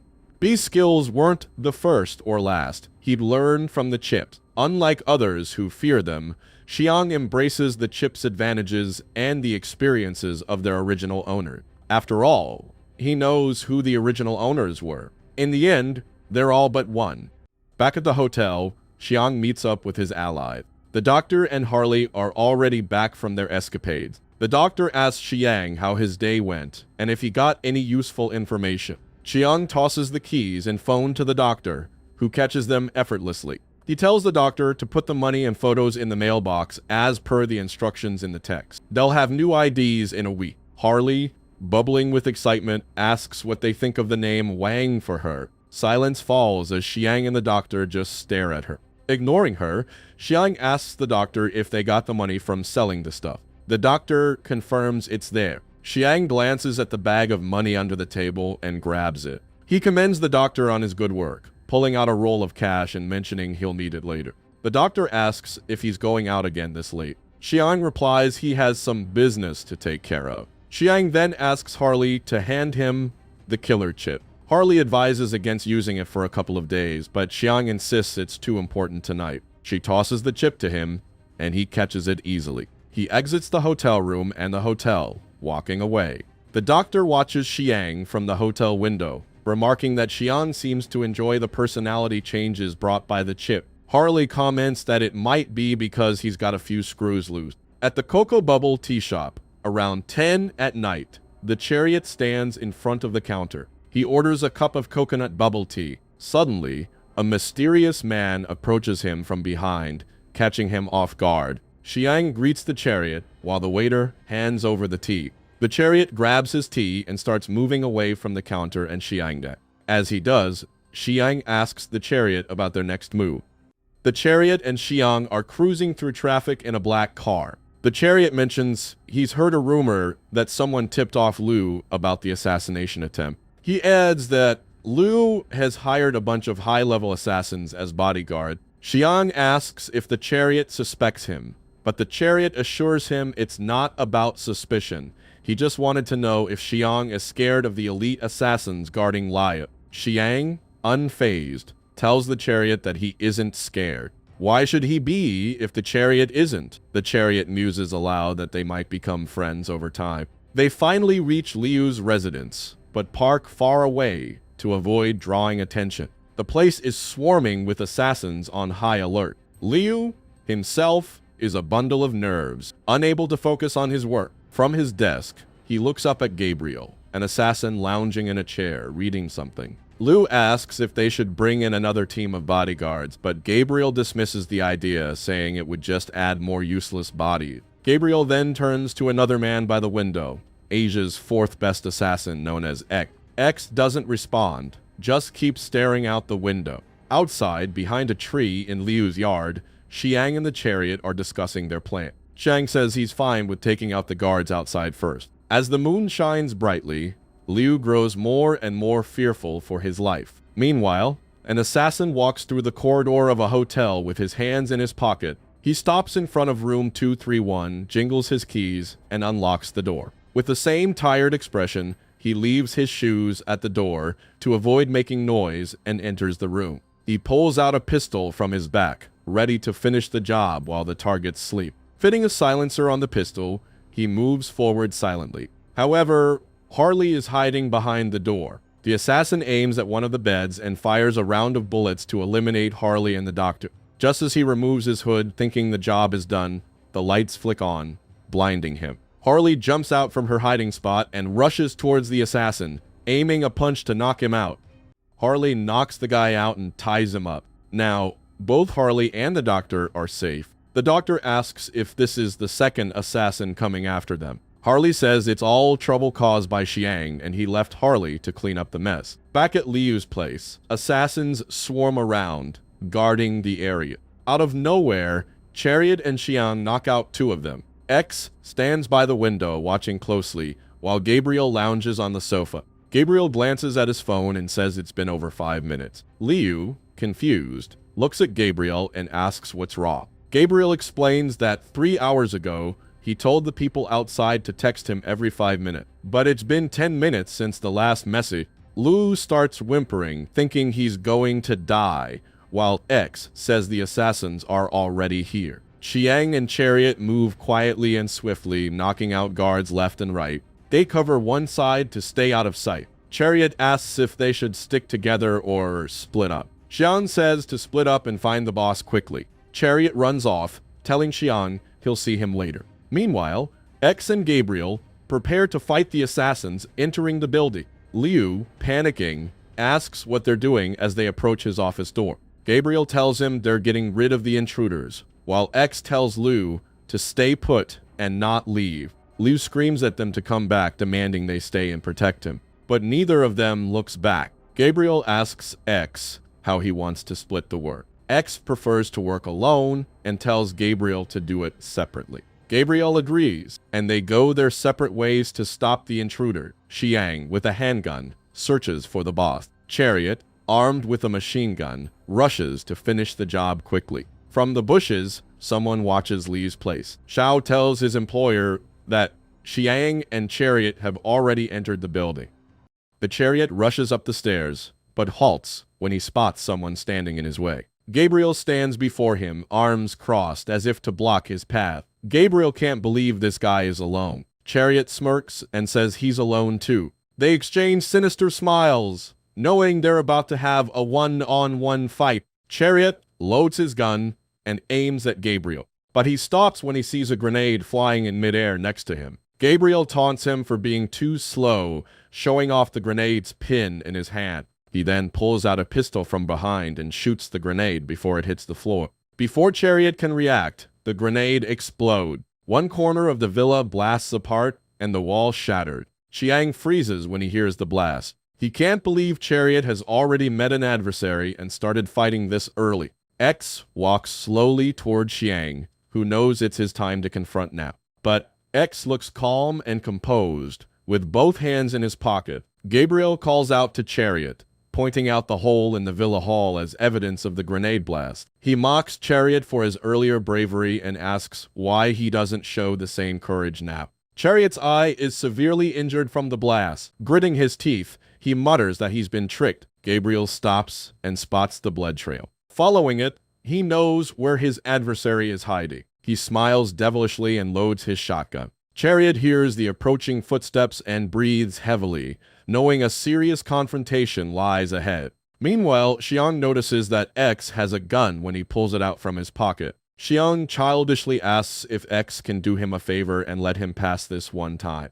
X now reveals himself, holding two guns in a cross position, symbolizing his name. Xiang remarks to his serious opponent that whatever he's up to isn't really necessary. Gabriel teases Chariot, telling him he needs to run faster and be quicker than that. Gabriel then shoots the ground near Chariot's foot as he runs. Chariot glances back, one eye wide with fear, to see if Gabriel is still chasing him. Gabriel locks eyes with him, making it clear he's not backing down. Meanwhile, X and Xiang face off, each armed with pistols. Xiang stares at X, gripping his gun with both hands in front of him. X holds a gun in each hand, ready for a shootout. Xiang asks if they're really doing this, knowing it won't be easy. Then, he activates a skill from his chip. X stays silent, not making any move. Suddenly, he flexes his left arm and starts firing at Xiang. Xiang stands his ground as the bullets fly toward him, then swiftly moves. In an instant, Xiang runs up the wall with incredible speed, shocking X as he dashes behind him. X fires multiple shots at Xiang with both guns, but Xiang dodges effortlessly, moving along the wall. Xiang thinks to himself that X's bullets won't hit him, thanks to the Sakuchi shadow technique, which messes with visual perception. In a full shootout, X doesn't stand a chance. Xiang notices that X's left gun is out of bullets, and sees an opening. He turns to fire, but he's miscalculated. X fires a bullet from his left gun, hitting Xiang and wounding him. Xiang falls to the ground, stunned by the impact. He tells X there's no way. He counted the bullet. Xiang insists X's left gun should be empty. X chuckles, asking who said he was out of bullets and who said both guns had the same amount. X declares Xiang lost in this duel of assassins, calling him a gunman with a strange martial arts technique. Then X shoots Xiang in the head, finishing him off, and holsters his guns, savoring his victory. X starts to walk away, leaving Xiang dying on the ground. Suddenly, a gunshot rings out behind X, catching him by surprise. Looking down, he realizes he's been shot in the back. X turns to see Xiang still alive, gun in hand. X asks how he survived, but before he can get an answer, he drops dead. Xiang mutters to himself about how close the fight was as he collapses to the ground.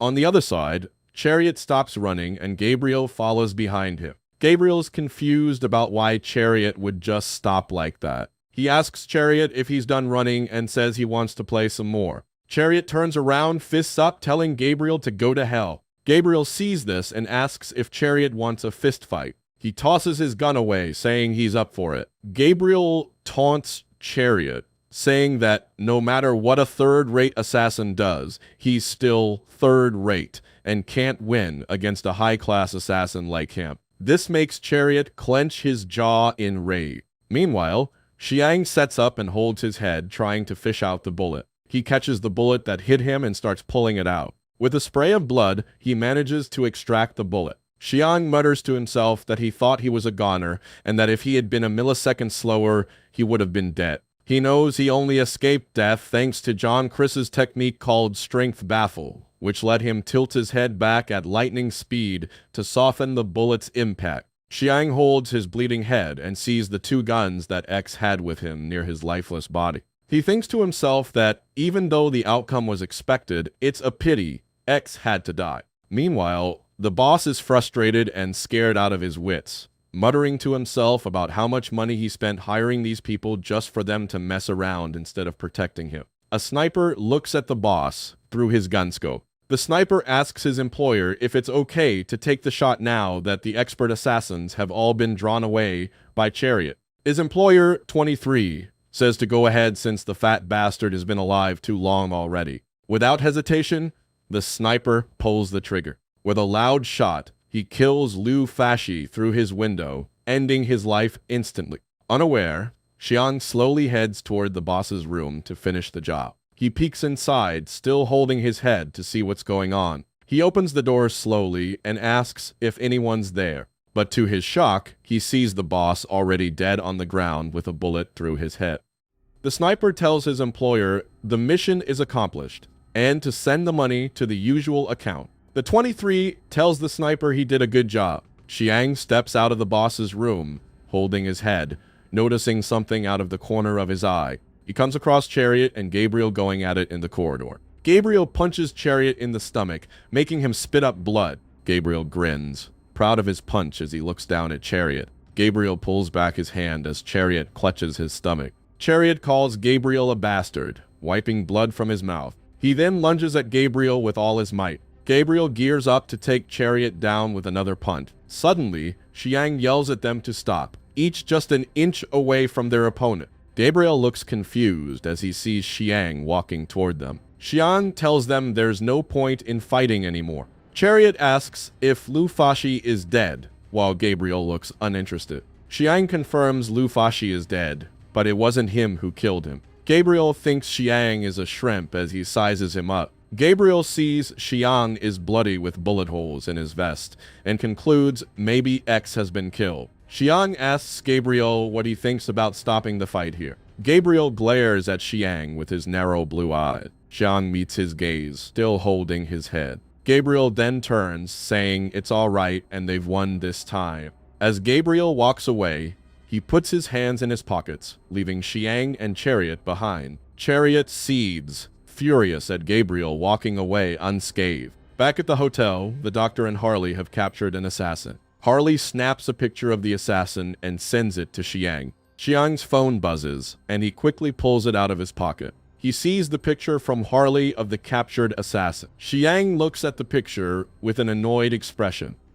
After finishing the job, Chariot and Xiang hop into his car and head back. Xiang asks if Chariot is really okay with skipping the hospital. Chariot grunts, saying he's fine and won't go blind from this woo. Then Chariot asks what exactly happened since Xiang said he didn't kill the boss. Xiang admits he's not sure about the details himself. By the time he found Chariot's boss, the guy was already dead. Chariot suspects someone took advantage of the chaos to kill Lu Fashi. He stays stoic and silent, deep in thought. Xiang asks if Chariot has any idea who the killer might be. Chariot replies that the fat bastard had pissed off too many people and adds that he's impressed Xiang has survived this long. Back at the hotel, Xiang walks in with Chariot trailing behind. Harley greets Xiang with a warm welcome back, darling, and then asks who the man behind him is. Xiang casually says it's a new friend he made along the way. Chariot raises his eyes and spots another assassin in the room, tied up on the ground in a red hood. Chariot asks if it's the old man's assassin and why he's here. Xiang asks Chariot if he recognizes the guy. Chariot says the Korean guy is pretty famous in their circle and mentions that this guy has also been hired to kill him.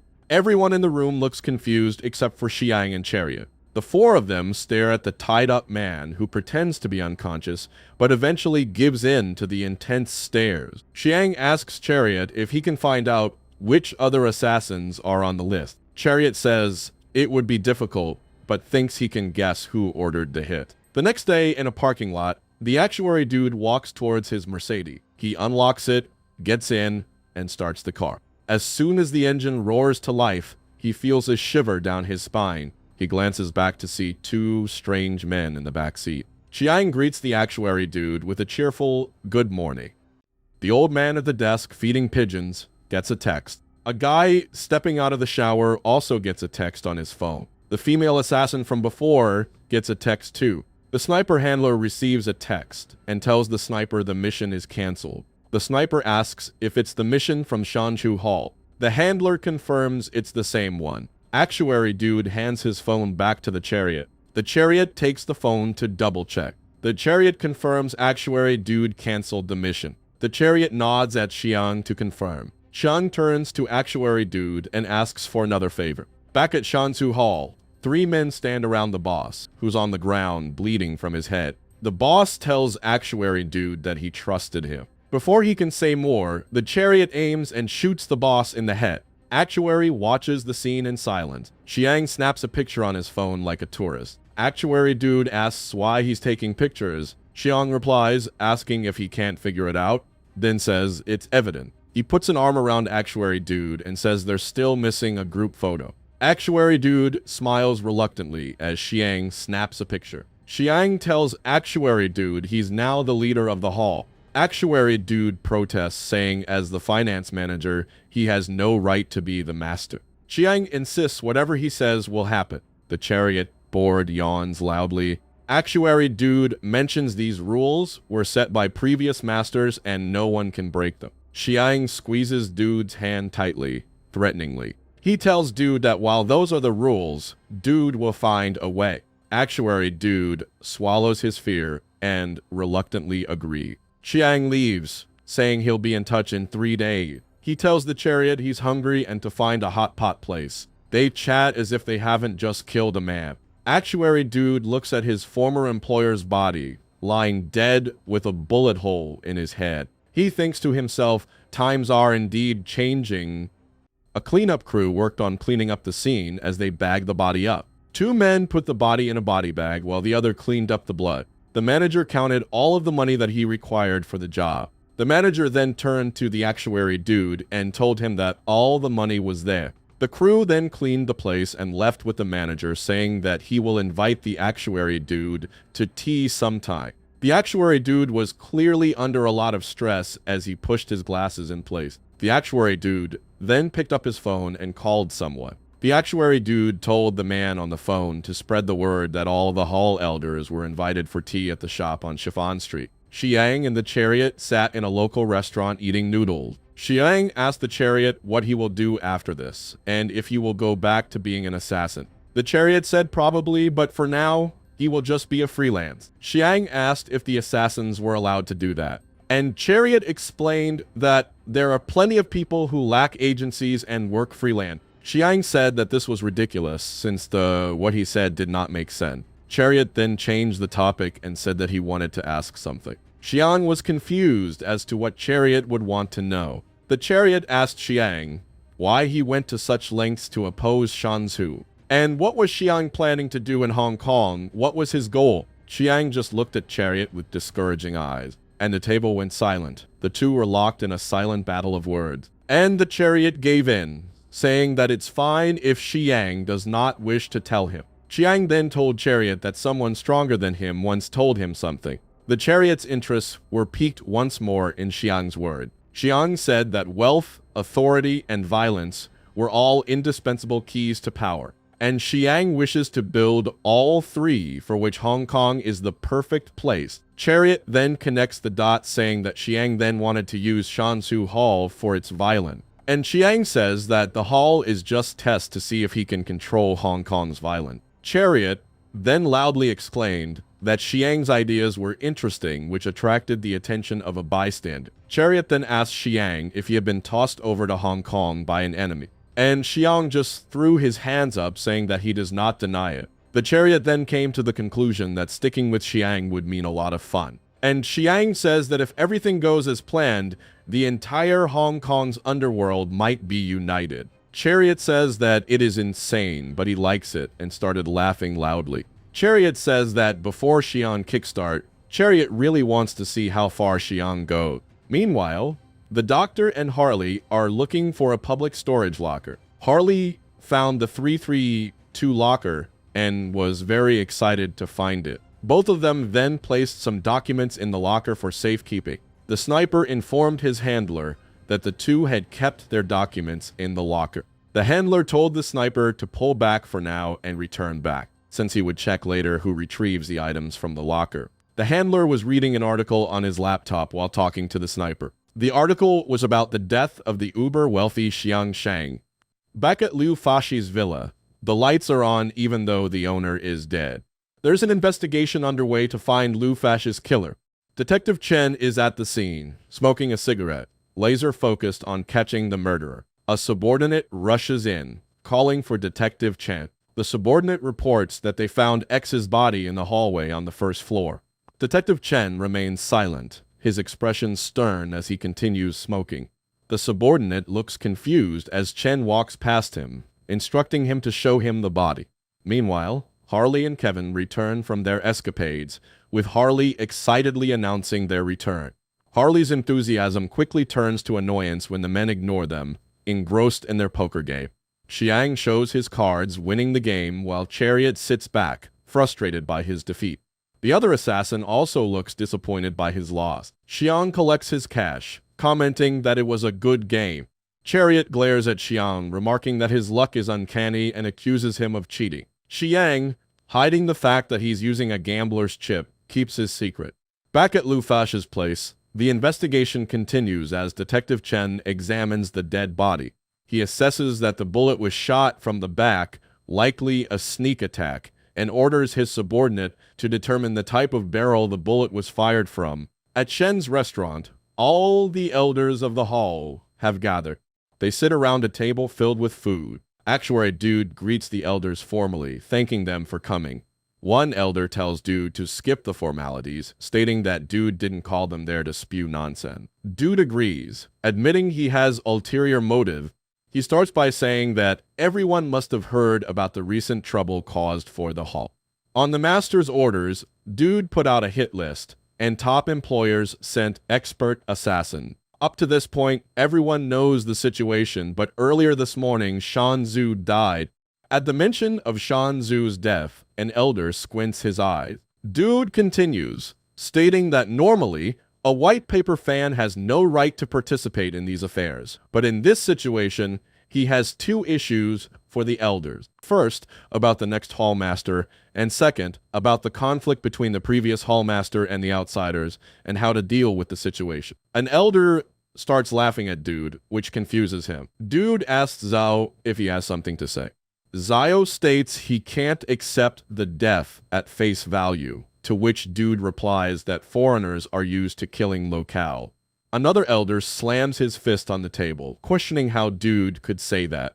Dude looks at the man through his narrow eyes and brown spectacles. Suddenly, the door to the room opens, revealing a horde of angry men pouring in. The bald elder questions if this is a trap, while Zio wonders if Dude is willing to go this far to seize power. Dude adjusts his glasses and tells Xian it's too much. The actuary dude tells the elders there's no need to stir up trouble since they're all grown-ups here. Then he pops the big question. What do they think about him becoming the next hall master? Elder Lee wants to know how Dude plans to discuss this. Dude, ever the diplomat, says since Lee brought it up, he'd appreciate if the elders appoint him as the next hall master. Suddenly, the bald elder stands up scoffing and tells Dude to keep dreaming. Dude just waves his hand, signaling for everyone to sit down. He pours himself a cup of tea and calmly tells the elders he knows exactly what he wants. Then, he throws in a sweetener. If the elders back him, he'll make some special exceptions for them too. Zio asks if Dude's whole tea-sharing gesture is a ploy to change their mind. Dude replies that if the elders agree, he'll triple their income. Meanwhile, back at the hotel, Harley and Xiang are chilling. Harley, curious, asks if gathering secondary assassins and pushing a deputy to lead a regional gang is the start of Xiang's revenge plan. Xiang confirms and asks why Harley's interested. Harley shrugs it off, saying as long as Xiang's having fun, it's all good. The bald elder drives home from the tea party, fuming. He can't believe Dude had the nerve to pull that stunt. His assistant tries to calm him down, saying it's just someone power-hungry and not worth getting mad over. The elder snaps back that he's not mad, with so much anger that his PA quickly agrees, avoiding any further commotion. Meanwhile, Zio and Lee are kicking back at a spot. Zio informs Lee that Zhang and Sun have agreed to support Dude. Lee isn't surprised. Zio declares that even if others give in, he won't. Lee, grabbing his towel, mentions he also has someone in mind to rise through the ranks. Zio suggests they compete fairly to oust Dude, and Lee agrees. Zio then leaves with his assistant. The moment they're gone, Lee makes a call. He tells the person on the other end to find out exactly who Sean Zhu has pissed off recently. Back at his desk, the actuary dude is busy hatching plans for each elder. He muses that convincing Zhang and Sun, who've been retired for a while, should be easy, but he's sure that Zio and Lee are already plotting against him. Unsure about his odds in a 1-against-2 scenario, he decides he needs to consult his boss. The actuary dude calls Xiang about the elders. Xiang is in bed, snoozing away when he grabs the phone and groggily asks who's calling. In a serious tone, the actuary dude says it's him. Still half asleep, Xiang asks why he's calling. The actuary dude explains he's convinced half of the elders to back him, but the rest are plotting against him. Xiang asks what this means. The actuary dude says he needs Xiang's help. Xiang tells him to gather all the materials and send them to his inbox, and he'll handle the rest. Reassured, the actuary dude hangs up. Meanwhile, at Lee's place, one of his subordinates rushes in saying they've identified Shan Zhu's killer. The subordinate, Li Mingsheng, says the killer is a foreigner. Lee questions how a foreigner could be involved in hall matters. Mingsheng suggests it might have been an accident. Lee thinks it couldn't have been an accident and suspects the actuary dude wouldn't dare challenge them without someone backing him. Xiang, on his phone, asks someone how busy they are these days. He mentions he still has business with the hall and arranges a meetup at their usual spot. After ending the call, Xiang starts looking up information on the elders. First on his list are Elder Li and his right-hand man, Li Mingsheng. Meanwhile, Zhao is at a restaurant with Fat Zio chowing down on dumpling. Fat Zio tells Elder Zio that if the actuary dude wants the spot, they should let him have it. Angry, Zio asks if Fatty is trying to piss him off. Zio says if they let the actuary dude take the spot, they'll be the ones to suffer. Fatty then asks, why not let Uncle Lee take the throne? Zio yells that Lee is no better. Zio starts coughing loudly, and Fatty helps him calm down. Zio tells Fatty that whatever happens, they can't let the actuary dude or Lee take the throne. Fatty Zio reluctantly agrees to the elder's request. A waitress jumps out with her rehearsed lines at Xiang and Chariot, winks, and makes a heart sign with her hand. She then does this cute little gesture of spreading love on their coffees, and Xiang totally plays along. She tells them to holler if they need anything while they're there. Xiang can't help but exclaim that this place is a blast. Chariot, though, gets serious and tells Xiang they need to start talking about the important stuff. Xiang apologizes for goofing around and hands over a picture of their next target. The photo shows the elder of Shanzhu Hall, Li. Chariot immediately recognizes the man and asks if Li is the target. Xiang is surprised that Chariot knows the guy. Chariot explains that Li is infamous. Anyone who crosses him ends up dead. Xiang is impressed that Chariot knows Li so well. Chariot reveals that he once took a job for Li, but couldn't complete it. Meanwhile, in the basement of Actuary, Dude's apartment building, Li's men are making their way up. In a white car, Kevin sits and monitors the situation, ready to feed info to Harley. Kevin tells Harley there are more than 10 men with the target. Harley gets the info and knows exactly what to do. A Korean guy asks Harley how many people are coming. Harley informs Actuary Dude and the Korean guy that about 10 thugs are headed their way. Actuary Dude starts to sweat, clearly freaked out by the danger. But Harley, cool as a cucumber, assures him she can handle them on her own. She tells the Korean guy to keep watch while she deals with the punks, and he nods, ready to follow her order. In front of the elevator, Harley stands poised, knowing the men will arrive there. As soon as the elevator hits the 7th floor, Harley puts on a mask. The men in the elevator gear up for a fight. Soon, the elevator reaches level 13. As the doors slide open, Harley hits them with a cloud of poisonous gas. The men plead for their lives, but Harley keeps spraying. They drop to the floor, dead and lifeless. Harley steps into the elevator and presses the button to go down. Ming-Sheng watches as the elevator descends, level by level. He realizes someone has taken out the men and is now coming down.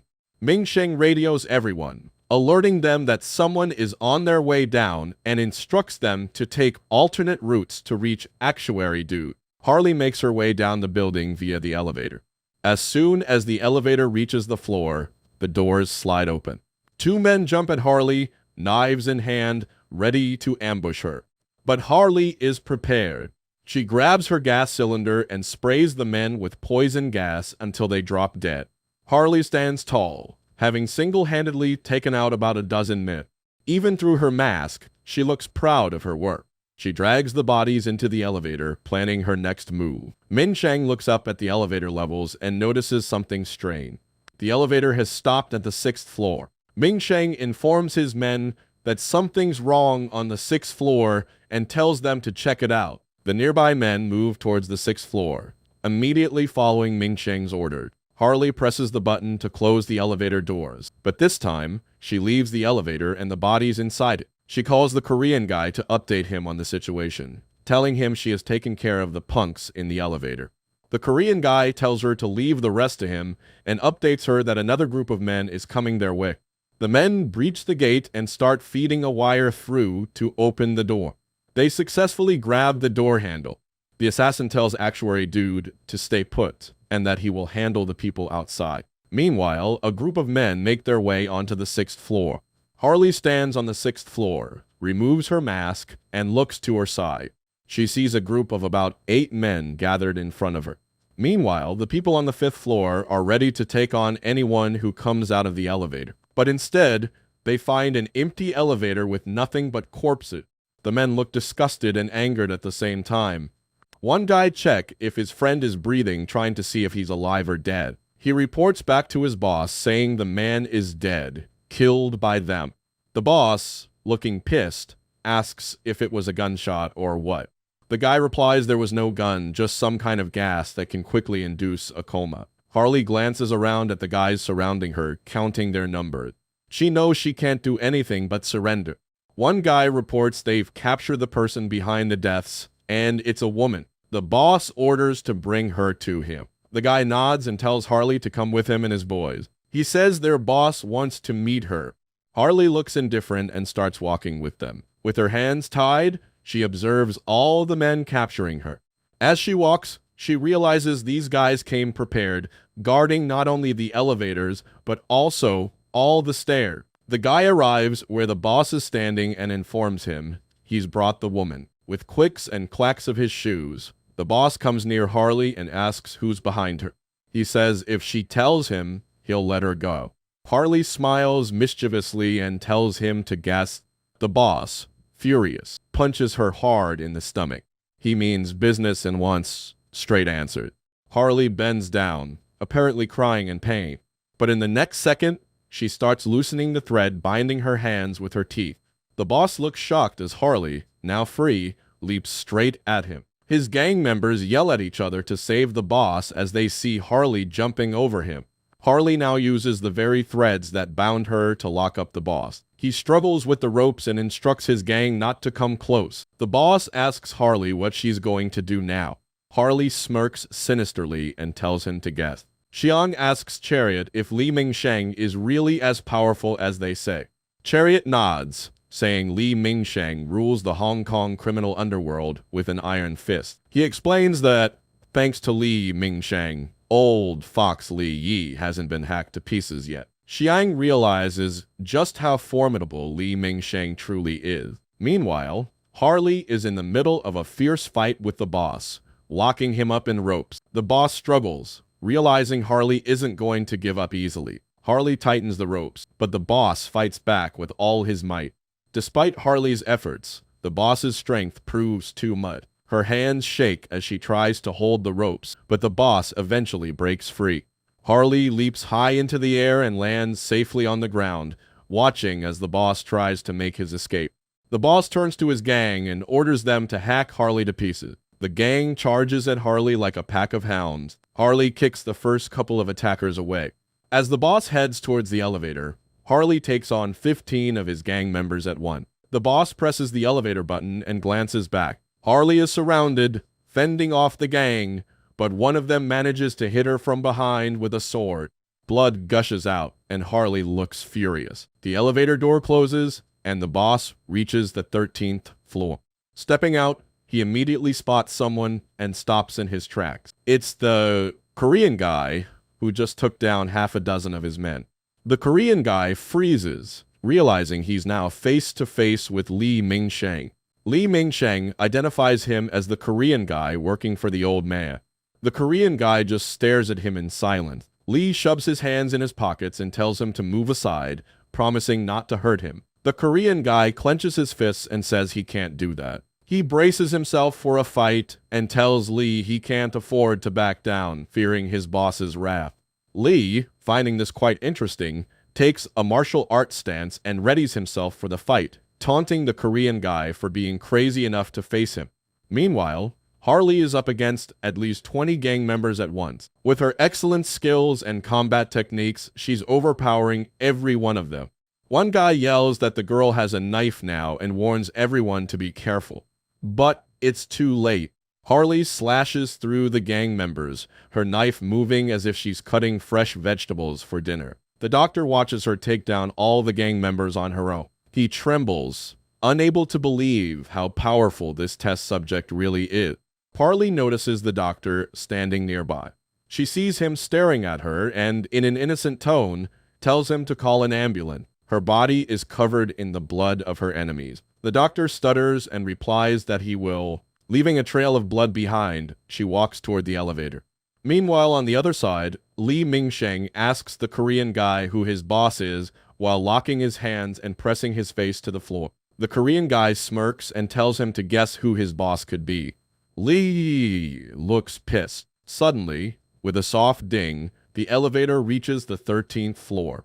Li looks back and is shocked to see Harley. She's covered in the blood of his gang members, staring at him with a sinister smile. She taunts him, saying she's here for him, and calls him Mr. Many Question.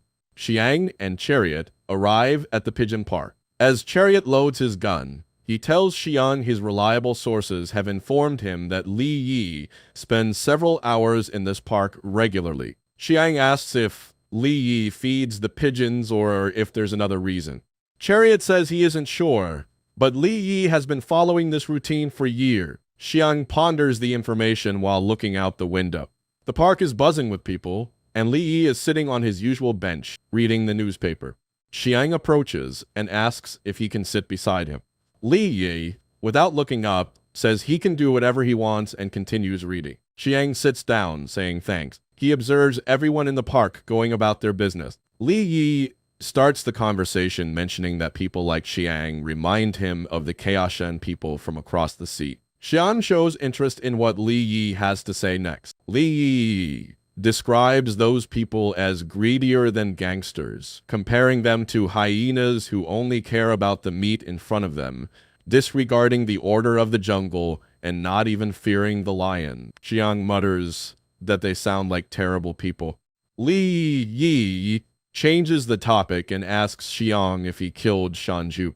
Xiang just smiles and says he has no idea what Li Yi is talking about. Li Yi asks if Actuary Dude is working for him now.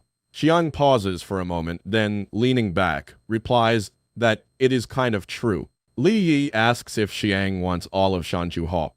Still leaning back, Xiang says he's willing to take it. Li Yi replies, what if he doesn't want Xiang to have the Shanchu Hall? Xiang responds that in that case, he'll take it by force. Li Yi pauses after hearing his reply, and Xiang eagerly watches for his reaction. Li Yi starts to laugh. Still laughing, Li Yi asks if Xiang is prepared for his death. Xiang knows that eventually he will be the only winner. Li Yi slides the newspaper aside and says that's the language of all gamblers. Then, slowly, he gets up from the bench. He claps instantly, as if to get the attention of the ordinary people in the park. In the next second, everyone in the park looks directly at Xiang, revealing themselves as Li Yi's employee. Sensing the seriousness of the situation, Xiang quickly jumps up from his seat. Li Yi turns back and tells Xiang he's giving him one more chance to choose his words wisely. A couple dozen hired goons start to move towards Xiang, guarding Li Yi. He knows this time he's the fish caught on the hook. The henchmen gather behind Li Yi, who tells him choose either to negotiate or to fight. Xiang chooses to fight.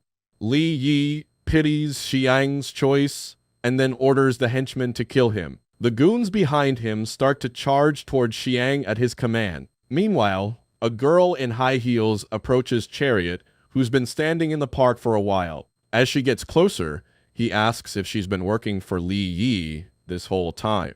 The girl's name is Miss Gao, and she's the leader of the independent killers. She replies that working for Li Yi is just a part-time gig. She takes a drag from her tiny cigarette and offers Chariot a spot in her crew, especially since his boss, Lu Fashi, died a few days ago. Chariot replies that she's too late. He's already found a new boss. Ms. Gao assumes this means Chariot has accepted the mission to take down Li Yi. Chariot starts to walk away and tells her it's true. But right now, he's here with a friend who has come here to meet with Li Yi. Miss Gao smiles mockingly and tells him that a couple dozen of her people guarding Li Yi might have already taken care of his friend by now. Deep down, Chariot knows 20 people aren't enough to take down his friend Xiang. Miss Gao looks puzzled when he says this. Chariot then tells her his friend is an expert and is super awesome at handling large numbers of enemies. Xiang, however, knows he can barely handle 20 people. The Korean guy slides to the corner as Harley and Li Mingsheng face off. With bloodlust in their eyes, they march toward each other, ready to end each other's life. Li overpowers Harley, blocking her attack and kicking her in the stomach. Harley is hurled through the air, slides on the floor, and manages to control her body. Enraged, Harley curses Li Mingsheng in Russian, vowing to kill this pig. Li can't understand what she's saying. Harley jumps up and declares, "Glory belongs to the Soviets," and raises her right hand to destroy Li. Li, still confused, tries to defend against her incoming attack. Seconds later, blood splashes and darkness take over his eyes. Mingsheng lunged at Harley with all his might, then stood still like a statue. Harley hit the floor, knife in hand. She shot Mingsheng a fierce look, pure fire in her eyes. Mingsheng, unbothered, grumbled about how annoying this whole mess was, but then he dropped to the ground with Harley in the background, blood staining her hand. The Korean watched Mingsheng die, stunned that a small, timid girl took down one of Asia's strongest. Harley glanced at her bloody hand and hissed. Then she flipped a switch, turning quirky and fun as she chatted with the Korean. He wondered if he'd completely misjudged Harley. It was like there was a KGB agent hiding inside her a few seconds ago. Meanwhile, Xiang was exhausted after battling 20 assassins. He glanced over and saw a couple approaching, Chariot and the assassin employer lady. Chariot told the lady that he'd warned her they didn't have enough people to take on Xiang. She stayed silent, sizing up Xiang. Chariot thanked Xiang for his hard work in defeating the men. As Xiang wiped the sweat off his brow, he asked Chariot who the woman was. Chariot introduced her as Miss Ko, leader of the extra. Miss Ko extended her hand to greet Xiang, who introduced himself as Xiang Shang. He was sweating through his clothes as Chariot mentioned that Ko was impressed with his ambition and wanted to stay neutral in the fight. Chariot scanned the area, looking for Li. Xiang told his friend that Li had slipped away. Chariot said that Li would be laying low for the foreseeable future. Xiang reassured Chariot that he had a backup plan for Li.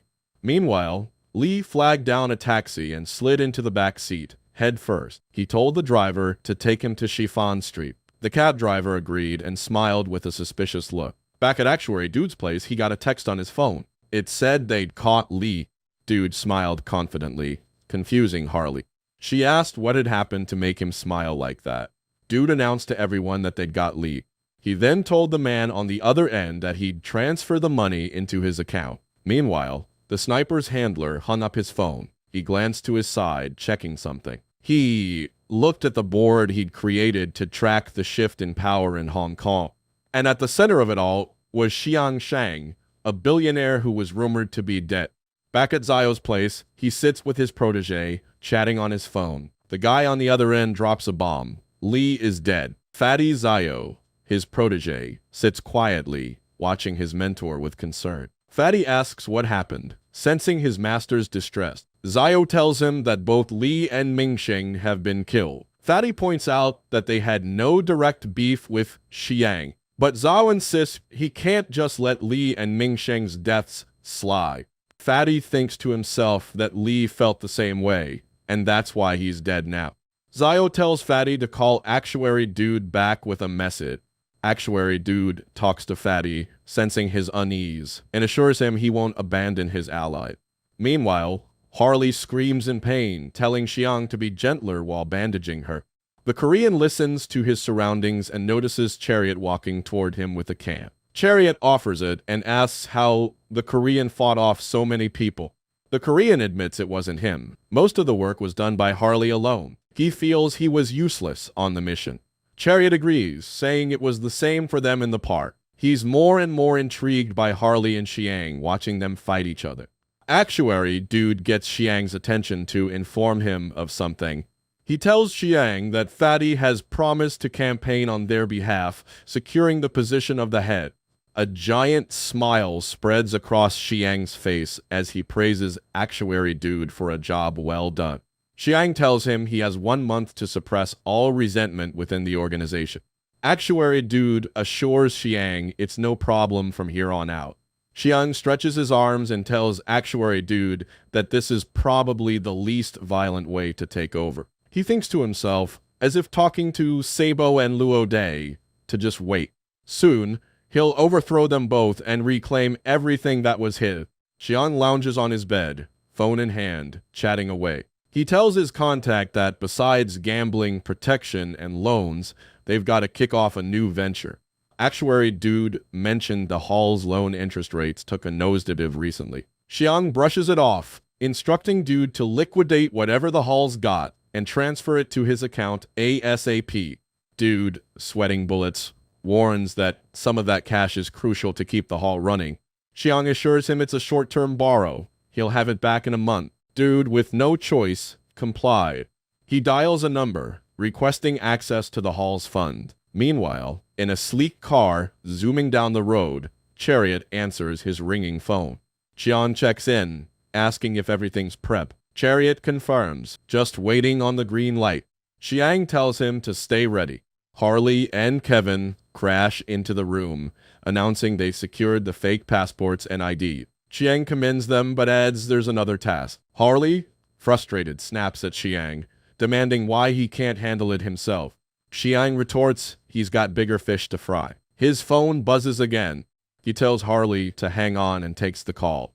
Dude is on the line confirming the money's been moved. Xiang instructs Dude to transfer all the funds and meet at his place. He's got a fresh plan. They all gather at Dude's place to hash out the new scheme. The Korean asks, half joking, if someone needs to get whacked this time. Xiang clarifies, no violence needed for this gig. He hands out some materials for everyone to review. After scanning the papers, Dude questions if Xiang's planning to speculate in the stock market. Xiang clarifies he's aiming to short sell Sangkwan milk stocks. Dude points out even with the Hall's money, it won't be enough. Xiang acknowledges, saying it would be tricky, but this time they've got an edge. The Korean probes further, curious about these exceptions. Xiang reveals it's all about the food and medicine sectors this time around. Xiang starts breaking down his plan to the crew using a whiteboard. They gather around as he highlights that food is the most critical resource. He emphasizes that food and medicine are the things people notice the most. Then, he asks what they think is the biggest threat to a food company. Harley excitedly guesses new competition. Right. Ko chimes in with safety hazards. Bingo! Xiang nods and points at Ko. Turning to the board, Xiang explains that companies usually don't crash because of competitor. It's those long-lasting scandalous exposes that get them. He writes food poisoning on the board and asks them to imagine a contaminated product tanking their stock. Consumers would end up hospitalized. What happens next? The actuary pipes up, predicting the news exposure will make stocks plummet. Xiang confirms this, adding that a massive panic will break out. Even if the news is fake, it's game over. Kevin wonders what happens if a health professional debunks the rumors. Xiang challenges him. If you had to choose between two products, one suspected to be contaminated and the other not, which would you pick? Kevin gets it immediately and starts jotting down notes with newfound enthusiasm. The Korean asks if Xiang's plan is to start a rumor to destroy the milk company. Xiang confirms, noting that Hong Kong's unique social media environment allows them to sway public opinion in half a day. By then, the milk company's stock would be in freefall. He compares the company's stability to a stack of blocks, ready to crumble. Elsewhere, a woman loads up on groceries at a store. Chariot stands outside and tells Xiang he's on site. In the group text, Han announces he's taking care of the news editors. Instantly, news about the milk food poisoning starts spreading all over Hong Kong. A woman at home watches it all unfold on her TV, milk carton in hand. Social media buzzes with chatter about the milk poisoning. In a restaurant, the news blares on TV, detailing the crisis. A stock trader stares at his laptop in shock, having just bought shares in the milk company. An anchor reports a massive drop in stock value. Kevin basks in the news, feeling victorious. Harley asks Xiang how he remembers all this, if his brain chip got sent elsewhere. Xiang explains it's just his innate knowledge, not a special talent. Harley, puzzled, asks for clarification. Xiang explains that to gain power, investors rely heavily on news coverage. The method he used against the milk company could work on any other company just as easily. And that's how simple it is. Soon, the whole crew crowds around Xiang, and Kevin points out it's only been a few days. Everyone's buzzing about how much cash Xiang's raked in. Xiang shrugs it off, admitting he's a bit rusty. Harley brushes off Xiang's achievement, calling it just some pocket chain. Chariot jumps in, saying he should have stayed in school and hit the books. Korean asks why he's still in the assassin game. Xiang replies that everyone's got their own thing. Xiang rallies his gang, saying they can hustle a few more times before anyone catches on. He tells them to throw in as much money as they want, promising he can double it. Meanwhile, the sniper and his handler sit at a table, the sniper slurping noodles. In the same restaurant, people watch the news on TV, chattering about recent market safety scandals. The handler nudges the sniper to pay attention to the broadcast. The sniper asks why the handler suddenly cares about economics. The handler says it's just a market thing like he predicted. The sniper, puzzled, asks what he means by like he predicted. The handler asks if the sniper believes in resurrection. The sniper scoffs, saying probably not. You only live once. The handler then poses a scenario. What if the guy next to you is living under a new name after being resurrected? He puffs on his cigarette, awaiting a response. The sniper, twirling his noodles, says he'd pretend nothing happened and take that secret to the grave. Intrigued, the handler asks why. The sniper explains that big shot figures don't fake their deaths to retire, they're dodging someone powerful. Better to stay out of it and avoid the hassle. On the news, a worker union protest causes another company project to be suspended indefinitely, tanking their stock value. Kevin and Chariot are hyped about the news. Kevin, with help from the actuary, gathers all the money in large bags, each member collecting their share. Soon, Xiang and his gang are surrounded by a mountain of cash. Xiang mentions he can now buy a ticket with all this dough. Harley asks what ticket he's talking about, and Xiang, playing coy, says he can't tell her yet. Harley calls him a meanie. Xiang then tells Kevin to help him get in touch with a psychiatrist, mentioning he's been hearing strange voices in his head. Xiang's hitting the treadmill at the gym, working up a serious sweat, when his phone rings. Panting, he tries to catch the caller's name. It's Kevin, letting him know he's found a psychiatrist for Xiang. Xiang tells him to set up an appointment for Thursday and hangs up. Suddenly, a voice inside his head speaks up. It's John Chris's shadow, hovering in the air, asking why Xiang wants to see a psychiatrist. John Chris's shadow insists he won't compete for control over Xiang's body. Xiang replies that he just wants to figure out if John Chris is real, an alter persona, or just some kind of fantasy. Meanwhile, in a doctor's office, a man is pleading for mercy in front of a doctor who's on the phone. The doctor tells the caller he's available for an appointment at 1 p.m. on Thursday. Hanging up, the doctor turns his attention to the pleading man, who insists he has no money at the moment. The doctor leans in and says he doesn't believe him, rattling off the worth of his eyes, heart, liver, and kidneys, saying that they are worth hundreds and thousands of dollars. The beaten-up man listens in fear as the doctor continues listing the prices for his organ. The doctor then tells him his body is so valuable, yet he claims to have no money. He orders a nearby goon to take the man to the black market and ensure he doesn't die until they get the best price for his organs. As the goons drag him away, the man begs for a few more days to gather the money he owed. The doctor ignores his pleas and starts cleaning his glasses. Another goon appears, addressing the doctor as boss. The doctor's anger flares, warning the goon never to call him that.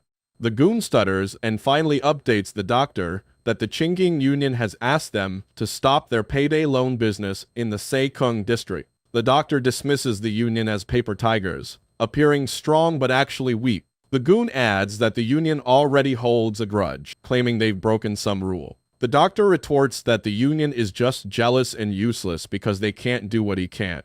He asks the goon if he knows what the doctor calls such people.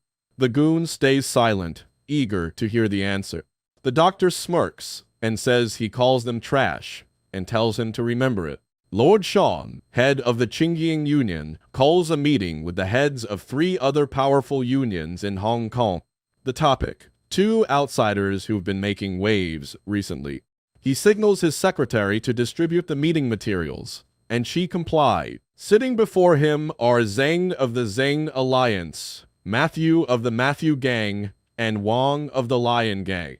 Sean drops the bombshell. Both the Hong Kong Union and Shanju Hall are now controlled by these outsiders. Zheng looks surprised, but tries to hide it. Matthew smirked, relishing the thought of new enemies. Wang, on the other hand, wants more details. Sean explains that Shanju Hall has been quiet lately, but their loan sharking business has taken a hit due to the Hong Kong Union's payday loan operation. Matthew chuckles, pointing out that the outsider running the Hong Kong Union was bound to break their rule. Wang bristles at Matthew's comment, suggesting they settle things with a one-on-one fight if Matthew's so eager to clap. Zheng cuts in, reminding them that their arguments always go nowhere.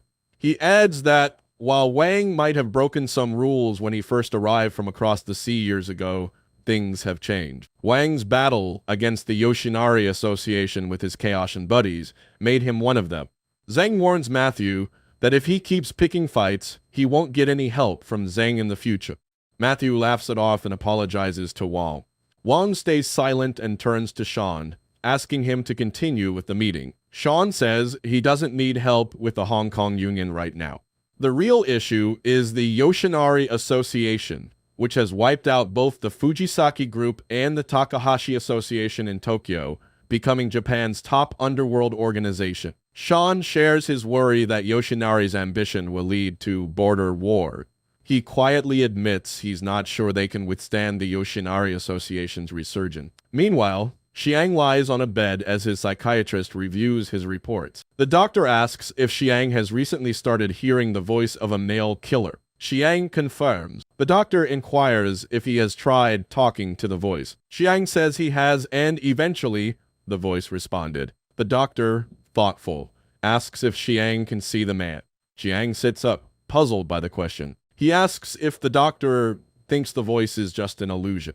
The doctor brushes off the question, saying he needs more information to understand the situation. Xiang asks if his condition is complicated. The doctor smiles and agrees that it is. He explains that multiple personality disorders often develop in response to childhood trauma. The alter personality helps the host personality cope with difficult situations. While each patient's experience is unique, their symptoms are consistent. The doctor stands and reassures Xiang that, fortunately, his case doesn't show the severe qualities typical of multiple personality disorder. The doctor talks on the phone with his associate, instructing him to kick off the plan against the 4 major unions of Hong Kong, starting with the weakest link, the Matthew Gang. Xiang walks home, and suddenly, John Chris's illusion appears, asking if he's noticed anything off about the therapist. Xiang looks surprised. John Chris shares that the doctor, during their conversation, tried to pry more details about him, John Chris.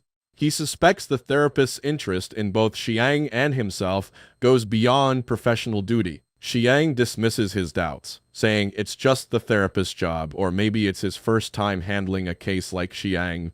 John Chris's illusion mutters that there's more to that therapist than meets the eye. Meanwhile, Actuary Dude and Fatty Zayao are having a private meeting at a hotel.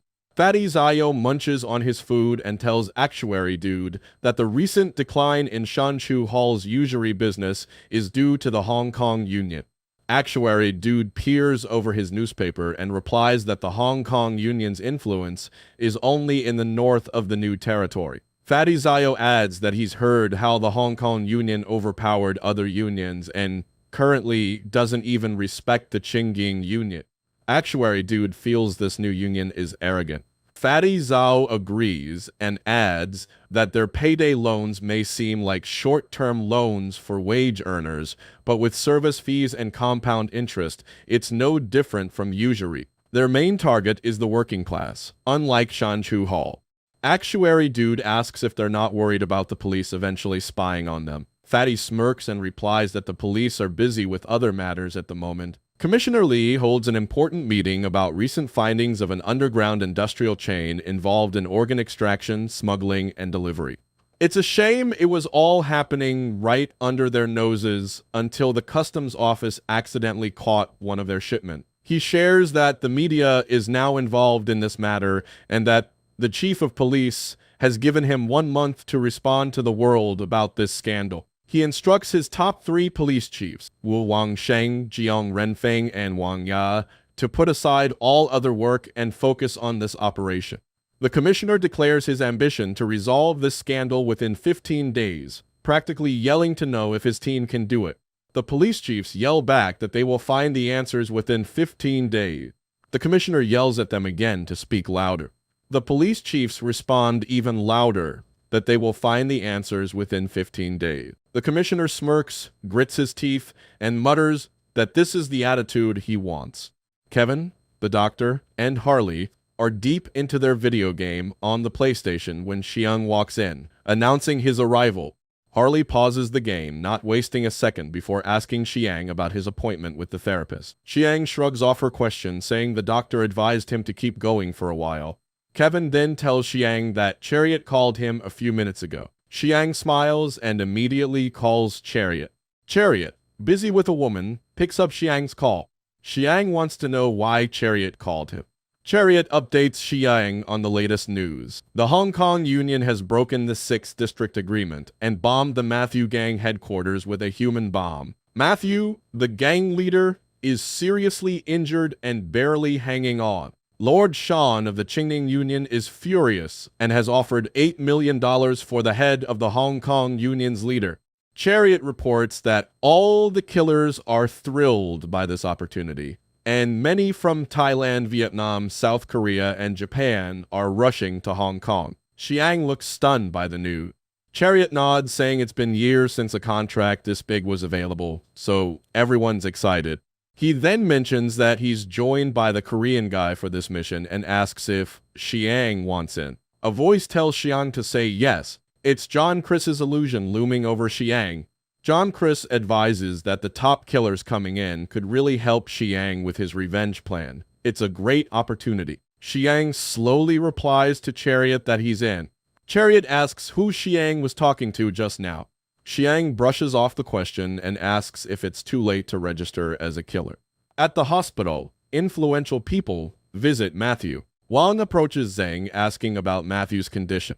Zhang replies that Matthew is likely to be paralyzed. Wang shakes his head in frustration. In the hospital parking lot, an ambulance sits idle. Inside, a guy begs to be let go. A bomb strapped to his chest. The doctor asks if the guy's daughter and wife will repay the debts owed.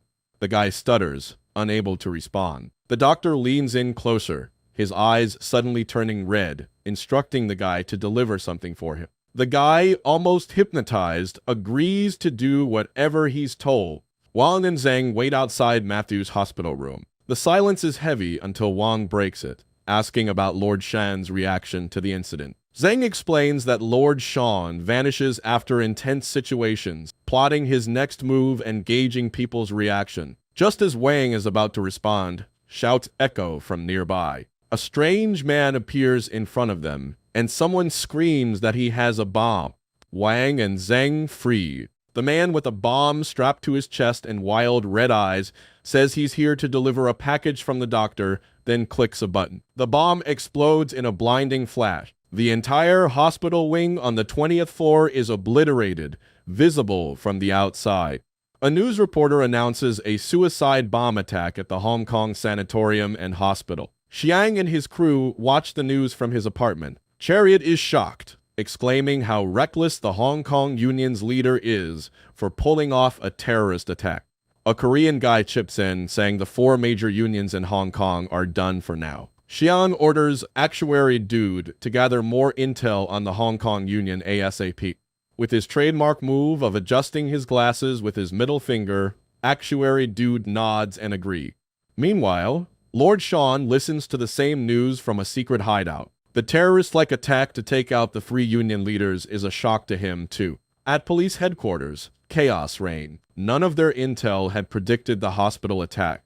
Orders fly and calls are made in a frenzy to get the situation under control. A goon barges into the doctor's office. The doctor turns to see what he wants. With fear in his eyes, the guy informs the doctor that the bounty on his head has now skyrocketed to $12 million. The doctor smiles, saying he saw that coming. The goon freezes when he hears the doctor. Doctor wants to hear what the guy has to say. He nervously adds that everyone is terrified after today. The doctor smiles again and asks if his enemies want him dead now. The guy gives a hesitant grin. Turning to look out the window, the doctor muses that this is typical gangster behavior. They act tough, but crumble when someone stronger comes along. Like a philosopher, he shares his wisdom. He concludes, saying gangsters are just dogs who can't survive on their own, which is why they band together to survive.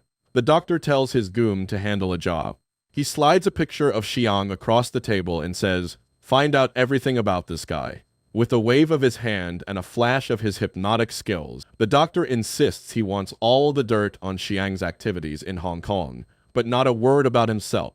Meanwhile, the Chariot, the Korean, and Xiang are deep in discussion about the new bounty on the doctor. The Chariot's all fired up, saying they should hurry up, take out this nut job, and split the cat. But Xiang, always the cool head, tells the Chariot to chill. They don't have the full picture yet. He points out they still don't have intel on the Union's chief. The Chariot argues if they drag their feet, someone else will snag the bounty. But Xiang remains cautious. He senses something fishy with the Union and warns they could get tangled in a mess without all the facts. Then, Xiang's phone buzzes in his pocket. He tells the Korean in the chariot to hold on. He's got a call. The actuary is on the line with news about the union. Curious, Xiang asks what he means by finding something on the association. The actuary explains he's got fresh intel. All of the weird happenings started when the new chief took over. Even stranger, everyone backed this new, mysterious leader without question. Xiang is stunned, but Harley jumps in, calling it complete hypnosis. Xiang asks Harley to explain, and Harley says it's a technique only a few experts can pull off. Xiang is floored to learn that Hemingway coined the term complete hypnosis. Harley adds that the chip involved was called psychologist and tested on subject 8. Xiang admits it sounds powerful, but says he didn't see it when he collected the chips. Harley explains the chips were destroyed because they were considered too dangerous. Back in his lair, the doctor reviews the dirt on Xiang. The informant reports Xiang has been cozy with the hall and the actuary lately. The psychologist orders his man to gather every scrap of info, especially from this month. Just then, out of nowhere, someone leaps from the rooftop, lunging at the psychologist. A strange man stands on top of a building, getting confirmation that his target is on the 4th floor. With a simple okay, he gears up for the assault. He leaps off the roof, using a line to aim for the 4th floor window. Charging his glove for a smooth descent, he catches a ledge with precision. Hanging there for a moment, he steadies himself for the attack. Meanwhile, the doctor inside is deep in conversation on his phone. Through his high-tech glasses, the man confirms the doctor is indeed the target. A girl, lounging on a sofa and watching through a camera feed, confirms the ID too. The man powers up his glove, ready to strike. But just as he's about to move in, the doctor turns around. The man thinks he's been spotted, but the doctor stays eerily calm. Using some kind of psychological trick, the doctor orders the man to jump. Without hesitation, the man obeys, jumping backwards off the lead. As he plummets, the girl shouts, asking what he's doing. The man's fall ends with a sickening thud, blood splattering on the road below. He's dead. A sniper watching the scene unfold can't believe his eyes. He reports to his handler that the arsonist is dead, right in front of him. How could that be possible? The handler asks. The sniper, baffled, suggests it might have been suicide. After a pause, the handler decides to abort the mission, not wanting to wade into such murky waters. Back in her room, the girl is furious over her friend's death. She trashes the place, throwing screens and monitors in a fit of rage. Eventually, she collapses on the sofa, mourning silently.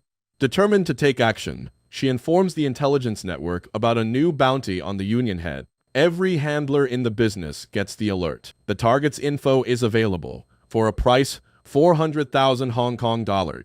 From the psychologist's recorded footage, a clear determination can be made. The doctor is obviously the leader of the union. The chariot, the Korean, and Xiang huddle around, watching footage of the arsonist. They witness the man jumping to his death, and the chariot bursts out, questioning the man's demise, noting that the guy in the white coat did nothing. Xiang silently thinks it can't be a coincidence. Suddenly, Harley rushes over to Xiang, asking what they're watching. She sees the man in the white coat on the video, but doesn't recognize him at first. Then, something clicks in her mind. She tells Xiang to rewind the video a bit, pointing out that it's him. The chariot asks Harley if she knows who the man is. Harley explains that this is the complete hypnosis she mentioned earlier. The person who shot the video was instructed to commit suicide by the man in the white coat. But that's not the only tricky part. Harley reveals that the time it takes to hypnotize someone is very short, meaning that as long as their eyes meet, the person becomes a slave. The chariot concludes that this means they have only one shot to kill the man. Harley warns that if they're not careful, they might not even get the chance to point a gun at him. Suddenly, the Korean's phone rings loudly, drawing stares from all three of them. The Korean explains it's his handler calling. The handler asks the Korean where he is, standing at his apartment. The Korean lies, saying he's outside. The handler orders him to come back quickly because there's a new order. The Korean agrees, saying he'll be there shortly. Xiang questions the chariot, thinking the Korean was working with them, and why he's talking to his agent. The chariot explains it's okay to take calls in private. As soon as the Korean hangs up, everyone has questions. The chariot goes first, with a creepy expression, asking the Korean what he was talking about with his handler. Xiang starts to joke around, but Harley keeps her eyes on the video. Something in the footage just doesn't sit right with her. Back at the police station, an officer reports to the chief, dropping a bombshell. He says all the evidence points to the union being the mastermind behind the explosion. Apparently, These blasts stem from internal strife within the triad. The chief blows a gasket, chewing out the officer for even suggesting such a thing. "You think reporters are going to buy internal strife as an issue?" he snaps. The officer stands his ground, insisting it's the truth, even if the media doesn't buy it. The chief broods, pondering his next move. The officer mentions that these recent events are out of the ordinary, even for the underworld. The chief, still fuming, tells the officer to lay out all the detail. Outside the doctor's building, the cops are on high alert, launching an investigation. Inside, the doctor orders his henchmen to spread the word. He wants them to guard the building for the next 5 days. Under his hypnosis, they all nod in agreement. He then dismisses his men, except for one he tells to stay behind. The lone henchman waits as the others leave.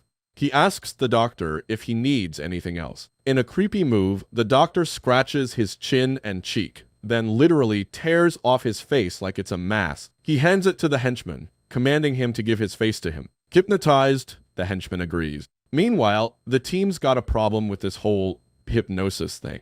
Chariot notes that if the target can control people within 2 seconds of eye contact, solo assassination is a death wish. Xiang points out they also need to consider the many people under the target's control. Harley chimes in, saying infiltration is useless for the mission. Chariot says they're stuck, as there are only 2 other ways to get the job done. Suddenly, his phone rings. It's an unknown number. Xiang tells him to answer it. It could be important. Chariot picks up, and a woman's voice calls him by name. He asks who she is, and she just smiles. She introduces herself as Blizzard, the arsonist's assistant, and asks if he needs help with the mission since she knows their plan. Blizzard reveals she hacked into the Hong building's surveillance footage, offering her findings to assist them. Chariot asks why she's helping him instead of other assassins. Blizzard replies it's because he's a solo assassin, just like the arsonist. Chariot inquires how to contact her again. Blizzard promises to send him a hard drive with the building blueprints later, and says it's all free of charge. The team stands around, hashing out their plan to take down the doctor. Blizzard reminds everyone it's been 20 hours since her partner's death, and their target still hasn't left the building. She's sure the target knows about his bounty on the dark web by now. Xiang figures this means the target has decided to stay put.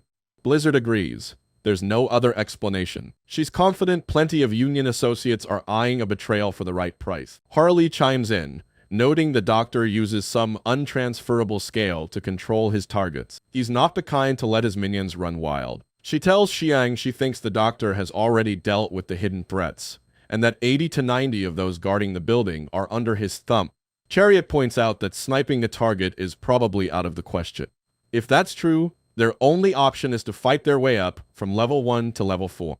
Blizzard interrupts with bad news. The government has pinned the hospital explosion on the Union, and the police are gearing up a special team that will mobilize within 24 hours. If they storm in now, they'll end up on the government's radar.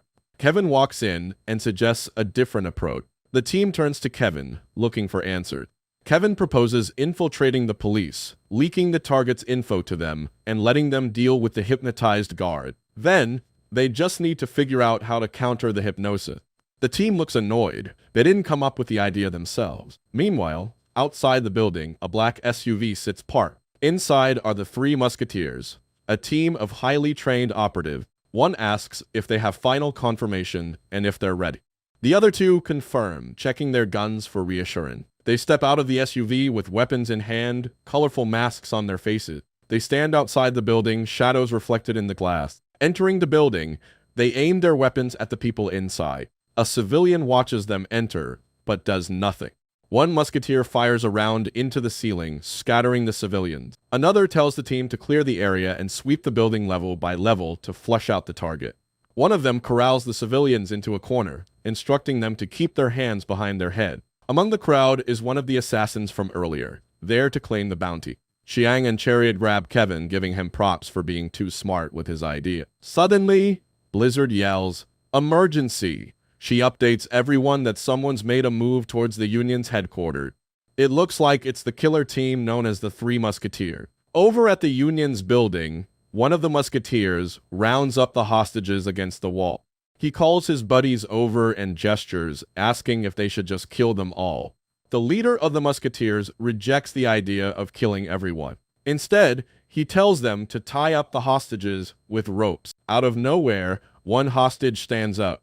The leader turns his head towards the hostage. Black Widow, one of the hostages, carefully observes the situation. She notices the hostages are going crazy, their eyes turning red. The hostages rush at the musketeer in front. Panicking, he starts shooting, but the hostages keep coming. The leader orders another musketeer to fire, and he follows the command. The charging hostages drop as they're hit by bullets, but more keep coming. One of the hostages gets close enough to literally bite the leader's neck like a zombie. It seems the hostages are under some powerful influence, maybe hypnosis. Xiang and the gang watch the live CCTV footage on their computer. Chariot shivers at the gruesome scene, feeling relieved they don't have to head to the Union's building now. Xiang asks Harley if Subject 008 ever did stuff like that. Harley has no idea.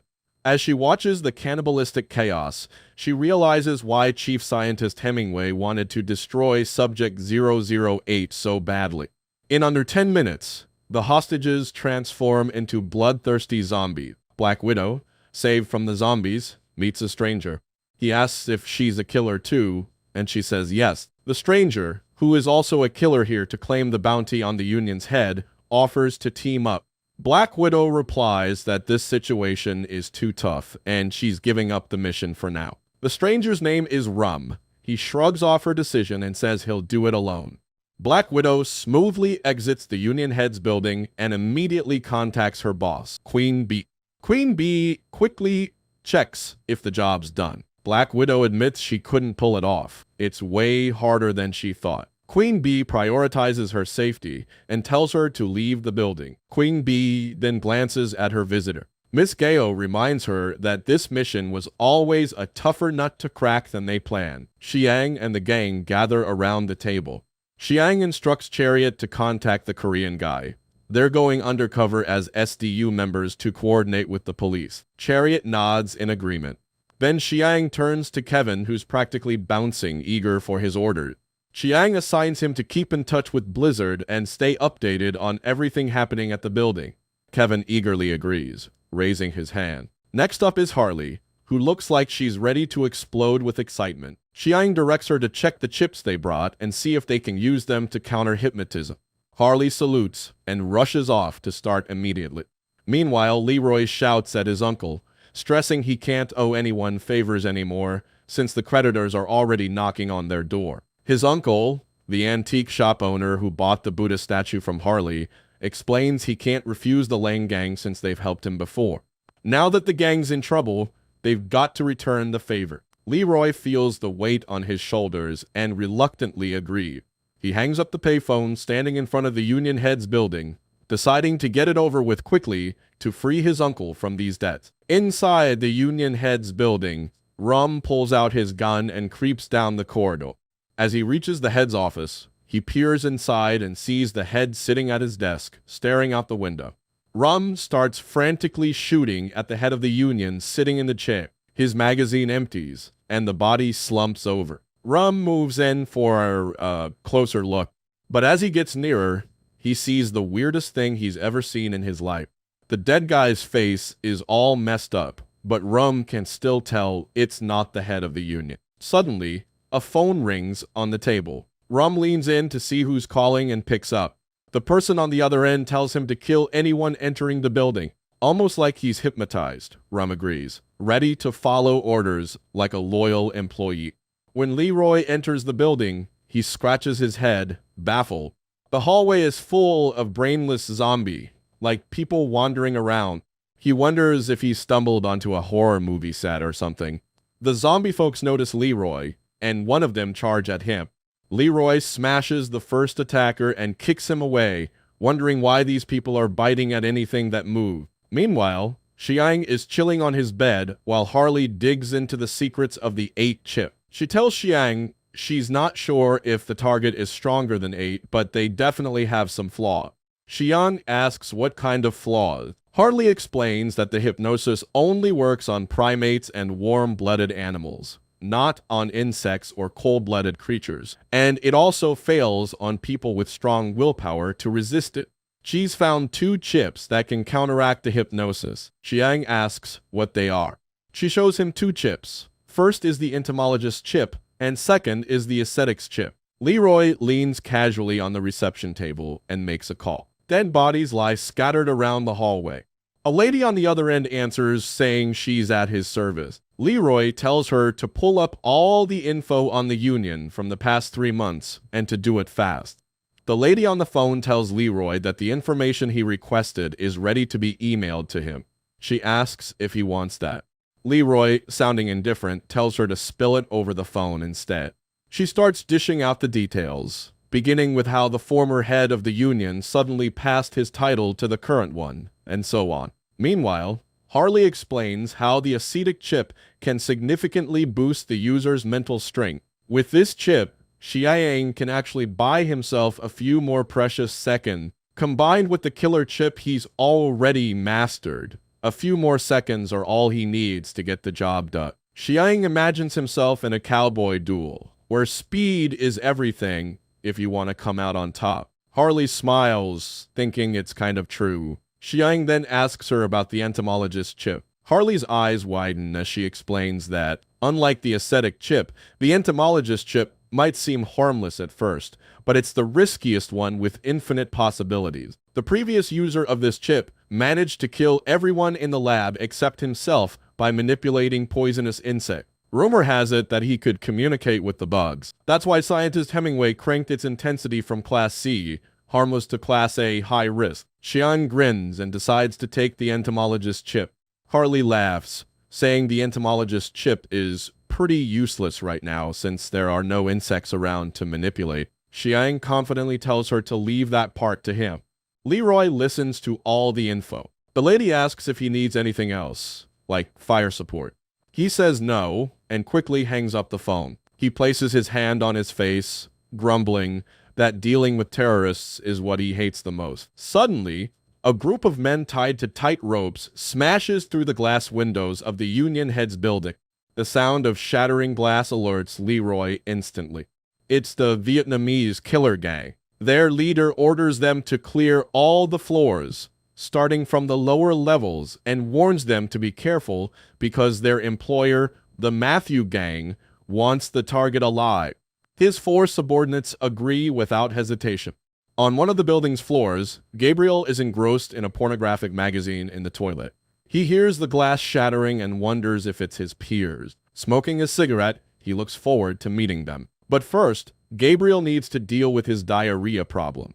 The bartender who hooks up all the gangs in Hong Kong with their illegal goods is busy shining glasses in the bar.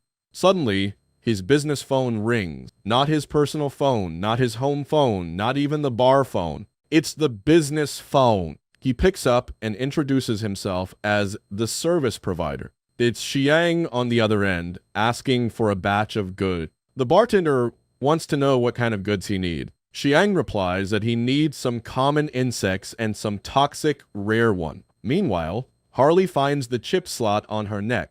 She inserts the chip, and a current of energy flows through her body. She clenches her teeth, looking frozen for a moment. Xiang enters the room as she breathes heavily. She turns her head and asks if he placed his order. Xiang flashes his phone and tells her the service provider will deliver the insects within 2 hours. Harley, still dealing with the chip side effects, says she can't wait to see how he uses the entomologist chip. Xiang asks if she can handle herself and offers to have her stay while Chariot and he go to the location instead. Harley shivers from the after effects but assures Xiang she'll be fine soon. Xiang nods and leaves the room. The Vietnamese gang gets to work, clearing the floors one by one. They report to each other as they proceed, eliminating potential threats. The leader commends their quick progress. His team is determined to get the job done as fast as possible. Leroy hears gunshots and then notices they've suddenly stopped. When Chariot comes in and sees the live CCTV feed, he cheers for the Vietnamese team for being so sharp. Xiang arrives with Harley and asks about the progress. Chariot updates him, saying the 4 major unions have hired too many killers, making it hard to tell who's working for who. Xiang asks about the whereabouts of the target. Kevin replies that he hasn't shown up yet. Xiang asks Kevin how the SDU is doing with the building. Kevin says there's been 0 movement from the SDU. Outside, a swarm of journalists has gathered to report on the scene. One reporter mentions a flood of armed personnel storming the building, with intense gunfire and explosions echoing from within. Suddenly, a massive explosion rocks the building. Senior Police Inspector Wang Ya, on the scene, looks up at the blast. He mutters a curse at the assassins for making such a mess. The assassin from earlier glances down at Wang Yao and makes a call to report that Target 2 has been eliminated. The squad watches the news, pondering the situation. The Korean says it's getting messier by the minute. Xiang keeps his eyes on the TV, deep in thought. He turns to Kevin and asks if the SDU has made any moves. Kevin replies that the SDU is still holding back. No response yet. Just then, Blizzard alerts Kevin that there's finally some action. The SDU is loading people into a helicopter, prepping for departure. The soldiers close the door, and the chopper's blades start whirring as it takes off. Xian tells everyone to gear up. The team, buzzing with excitement, readies for their mission. The helicopters rise above the city skyline, heading towards their target. The police inspector yells into his walkie-talkie, frustrated about handling the scene alone. He then looks up, relieved as the SDU arrives. The helicopters descend onto the scene, and Inspector Wang Ya feels a wave of relief seeing the SDU on the ground. Soldiers start pouring down from the helicopters like rain, landing on their feet and standing up quickly. The inspector stands in front of the building entrance as one soldier approaches, asking about the situation. The inspector explains that it's tricky. There are a lot of gunslingers inside, and even the people inside don't know how many there are. The soldier chuckles, suggesting maybe the current head of Union has pissed off more people than expected. Then he asks about the number of civilians trapped in the building. The inspector says there are no less than 100 civilians in there. The soldier remains unfazed by this number. Inside a car parked just outside the building, Xiang and his group sit ready to barge in. Xiang glances into the side mirror, spotting the SDU soldier talking to the inspector. He tells the group to head out since the talk is almost over. They put on their helmets and get out of the car. The leader orders the soldiers to advance into the building, and Xiang's gang blends in with the army, breaching the entrance. The SDU climbs the stairs steadily. Suddenly, the lead soldier halts, taken aback by the massacre of bodies they encounter. He instructs one of the officers to check if any are still alive. At his desk, the doctor monitors the scene through his cameras. Xiang looks back at the doctor through one of the cameras. The doctor mutters to himself that number 82 has finally arrived. Just then, a man appears, carrying another man, and calls for the doctor. The doctor turns his attention to the man. Rum walks in through the gate, announcing that he has brought the person the doctor wanted. The doctor praises Rum for a good job and instructs him to bring 2 groups of zombies for the guests. Rum nods and heads off to carry out the command. One of the soldiers tells the lead that the 3 musketeers got taken down by human bites from those lying civilians. The lead, understandably freaked out, hears the news and knows they're in trouble. The soldiers realize this means they aren't safe from the civilians in the building either. The lead confirms that's exactly the situation. The gang huddles up to figure out their next move. Chariot asks how they're going to spill the beans to the SDU later. Xiang says that once everything goes haywire, they'll report it as a trophy. Xiang shows Chariot the trophy he plans on posting, and Chariot gives it a thumbs up. The elevator dings open on the floor in front of the SDU. The soldiers stand ready to ride it up and scale the building. But suddenly, a bunch of gnarly hands start clawing out from inside. A horde of zombies bursts out of the elevator. The lead orders the SDU to aim for their torsos and leave them alive. The SDU starts firing indiscriminately at the civilians. Most drop dead from the bullets, and soon the entire crowd is down on the ground. The lead then pulls off his mask and helmet, questioning if the civilians were on some kind of suicide mission. One of the soldiers points out a civilian in the elevator and a man tied to a chair on the verge of dying. The tied man, sporting a bloody white coat, catches the leader's attention. He tells his men to check it out. 2 men approach to inspect the guy. Just as they inform the leader the man's about to croak, an assassin lurking in the shadows presses a button. With a flick of a finger, a bomb rigged to the elevator detonates. The explosion sends debris flying everywhere, pushing the men back.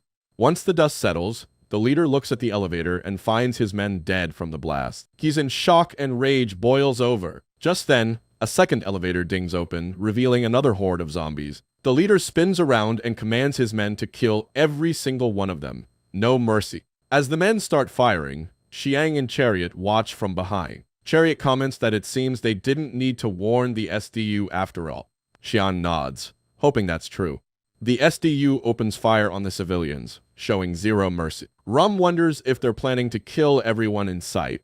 He glances at the guys hiding behind him in the shadows. They're all strapped with explosive. He instructs them to pose as hostages and blow themselves up at the right moment. The men, in a trance-like state, agree to the plan without hesitation. Then, a bullet to the head takes out the last one of the zombie-like guy. A soldier stands over the body, his gun still smoking. As the soldiers finish rounding up the remaining civilians, the three shadowy figures step forward. The soldiers, now on high alert, demand to know who they are. The men act terrified, begging to be saved. One soldier orders them to stay put and not move forward. One of the hostages pleads for his life, but a bullet suddenly drops him. The leader spins around to see who fired the shot. Everyone turns to find it was Xiang. He warns the hostages that if they move an inch, they'll end up the same way. The hostages, instead of crying, ask why Xiang killed him. They then sprint towards the soldiers, but Xiang quickly shoots them down, shocking the SDU leader. The leader storms over to Xiang, grabbing him by the collar, demanding to know why he shot the hostages. Xiang calmly explains they weren't real hostages. The leader, suspicious, asks how Xiang knew and realizes Xiang isn't one of his men. Xiang slowly removes his helmet, revealing his face. The leader is stunned. Xiang orders his crew to remove their helmets, and they comply. The leader, recognizing Xiang, points his gun at him. Xiang reassures the leader, saying he just saved their lives. He explains the hostage he shot was likely a human bomb, and getting too close would have killed them all. The leader, still wary, keeps his gun trained on them. Xiang reveals they're professional killers hired to take out the doctor, their target being the head of the union. The leader mentions their orders were to capture the target. Xiang retorts that they don't understand how dangerous the target is yet. Xiang pulls out his phone and shares intelligence on the target with the leader. Though still hesitant, the leader is open to the information. The leader reads the intel Xiang handed over. He then asks Xiang if he's certain about the info on the target. Xiang assures him he wouldn't be with the SDU if he wasn't sure. The leader presses Xiang on how he's so certain. Xiang replies that these bodies on the floor are all the proof they need. He adds that hypnosis is the only explanation for everything happening in the building. The leader falls silent, mulling over the situation. After a moment, he turns to Xiang, asking what their next move should be. Xiang says the plan for the mission is simple. Ram lurks in the shadows, questioning whether the SDU is really going to proceed. He tells the doctor that the SDU seems to have other plans, and the doctor, already aware, confirms he saw it too. At the bar, the phone rings beside the bartender as he examines a packet. He picks up, and Xiang asks if his order is on the way yet. The bartender tells him the order will arrive in 30 minutes, but not the insect. Xiang then requests a substitute for the insects, and the bartender agrees to the swap. Xiang orders additional supplies and 15 night vision devices. The bartender takes note and says the package will be there soon. Xiang hangs up and whistles, signaling to the leader that his part is done. The leader remains suspicious of Xiang, waiting for the right moment. Outside the building, a reporter notes that it's been 2 hours since the SDU entered. The scene is eerily quiet. Inside, Xiang and the SDU soldiers stand in the hallway, waiting for the packet. Xiang thinks out loud that the package should be there any minute. Sure enough, drones soon deliver the packet. The crew gets the package and starts unpacking it. Xiang and the gang haul it over to the SDU soldier. Inside, insects, smoke bombs, and grenades. The commander's jaw drops. How the hell did they get their hands on these restricted items? Xiang smirks, telling the commander it's not what it looks like. He's just better and more resourceful. The whole SDU divides the loot evenly. Meanwhile, Rum reports to the doc that Xiang and his crew brought military-grade night vision. The doc shrugs it off, saying it's no big deal. Outsmarting the enemy can be fun. The doc then spins around and calls for the sergeant. The guy Rum dragged in earlier snaps to attention. The doc informs the sergeant he's in charge of the zombies, bombs, and gunslingers now, but he's got to hold down level 3 at all costs. The sergeant, under the doc's mind control, agrees, because, well, he doesn't have a choice. Meanwhile, on level 2, the gang's making their way down the corridor. One of the doc's goons hides behind the wall up ahead. Xiang senses the goon immediately and signals to Chariot that there's someone at 2 o'clock. Chariot responds with a sign. He gets it. They move forward, with the Korean and Chariot leading the way. They reach a door, knowing goons are waiting on the other side. But instead of barging in, They toss a projectile through a window behind the goon. Confusion ensues as a smoke bomb goes off in the room. The goons start choking and tearing up from the gas. Then, Chariot and the Korean bust down the door and rush in while Xiang and Harley hang back in the corridor. Xiang grins, proud of his genius, while Harley looks spaced out. Both goons get tossed out of the room and slam into the wall. Chariot tells Xiang they aren't packing any bomb. Xiang orders Chariot to wake them up. He's got some questions for them. Xiang tells the group that interrogation isn't really his thing and asks someone else to take the lead. Harley steps up, boasting that interrogation is her specialty. Xiang reluctantly agrees, saying he's counting on her. The two captured assassins are slumped against the wall, unconscious. Harley threatens them to quit faking it, or she'll crush their ball. And she follows through by stomping on the older guy's ball. The guy begs for mercy, saying if she keeps going, he won't be able to use them again. Harley grins wickedly, saying she's just getting started. Xiang intervenes, saying that's enough. They're already begging for mercy. And sure enough, the men start spilling the beans to Xiang. Xiang warns them that he'll be asking questions, and any lies will cost them their lives. The two men nod, clearly understanding the stakes. Xiang fires off his first question. When the doctor took over, what tasks did he assign? The two men exchange nervous glances. The younger one says the doctor always assigned tasks individually. Xiang presses them to talk about their specific roles. One man says the boss had him pushing payday loan. Then he turns to the older man, who says he was in charge of guarding a warehouse. Xiang's interest is piqued, asking what warehouse he's talking about.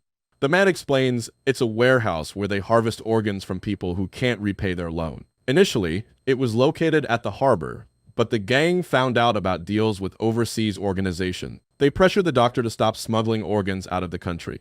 Chariot muses aloud that this explains the Union's war with the harbor gang. Xiang's mood darkens as he asks what happened next. After the harbor warehouse became useless, the man was told to find clients with families and get them to work for the doctor. The Korean thinks aloud, speculating that the loan defaulters might be turned into human bombs. Xiang asks his second question, where is their boss? The man starts panicking, insisting he doesn't know. Before he can say more, Xiang puts a bullet right in the middle of his forehead. The younger guy is shocked, watching his friend drop dead. Xiang coldly tells the dead man that if he doesn't know where the boss is, he's useless. Xiang stands there, gripping a gun, mulling over his next move. He's already taken down two guys because they couldn't tell him where the boss was hiding. Xiang then orders the Korean to share the intel with the SDU. Without hesitation, the Korean complied. Meanwhile, back at SDU headquarters, the officers are buzzing about the latest intel. The commander announces new developments that could break the case wide open. The team listens intently, sensing the organ trafficking case might finally be cracking. The commander directs his men to arrest the Union's overseas operatives ASAP. The team agrees. It's go time. Back at the building, the sergeant stands with the doctor, scrutinizing everyone's movement. The sergeant mentions there are 5 high-risk targets. The doctor advises him to take out the most dangerous ones first. The SDU squad ascends a flight of stairs to the next level. Their leader scans the area using night vision thermal gear. He warns his team to brace themselves for a horde of zombies coming from level 3. Right on cue, a pack of zombies charges from level 3. The SDU unleashes a barrage of fire on the incoming zombies. But hidden among the zombies is a human bomb. It leaps toward them, and the sergeant mutters checkmate as it detonates. The blast is deafening, shaking the entire building. Every assassin inside feels the impact. The building shakes, grabbing Xiang and the gang's attention. Xiang calls Kevin, demanding to know what's happening. Kevin's on it, checking the surveillance footage. One of the assassins guesses there's been an explosion on level 3, and Asia's number 9 wants a better look. Kevin sends the explosion footage to Xiang. Chariot and Harley crowd in behind Xiang, eager to see the blast. In the video, the SDU lays down fire on the zombies, but one of them breaks away and detonates. Boom! The explosion is massive, taking out a chunk of the SDU. Then the cameras go dark, destroyed in the blast. Chariot can't believe the Union pulled this off. The Korean uses aloud that the tactic of narrowing the passage and then blowing them up was clever. He wonders how they can overcome this strategy, looking to Xiang for answers as Xiang talks on the phone. Xiang tells Kevin to have Blizzard shut down all CCTV in the building. Kevin is stunned, but Xiang insists. But soon enough, Kevin agrees, following Xiang's orders. Back in the surveillance room, the doctor and sergeant stare at the screens. The doctor compliments the sergeant on his strategy. The sergeant appreciates the praise. The doctor asks what the sergeant would do if he were invading. The sergeant explains his offensive strategy. And just as the sergeant finishes, exactly what he described starts happening. Blizzard informs Xiang that all the CCTVs are now hacked. Xiang confirms he wants the cameras off. Then he opens a package, releasing a swarm of insects. Xiang says this will make it harder for the enemies to find them and lower their priority as target. Chariot asks how they will counter the bombing strategy. Xiang replies that there will have to be sacrifices and they can't use the same tactic. Instead, they need to flip the tables and change the game to something they can win. He commands the insects to scour the building for any survivors. The butterflies, his insects, start flying through every hallway, corridor, and vent. Meanwhile, the doctor and sergeant are left staring at blank screen. Suddenly, the doctor has a new idea for the situation. Number 3 reaches the staircase and sees the massacre of the SDU soldiers. Asia's number 9 strolls in, surprising number 3. They recognize each other instantly and greet like old pals. Leroy, or number 3, is relieved to see a familiar face instead of another enemy. BW asks Leroy, "Weren't you retired from the assassin's game? So why are you back?" Number 3 explains he's here to repay a favor. BW then asks if the explosion was his handiwork. Number 3 smirks and says he doesn't use guns to kill.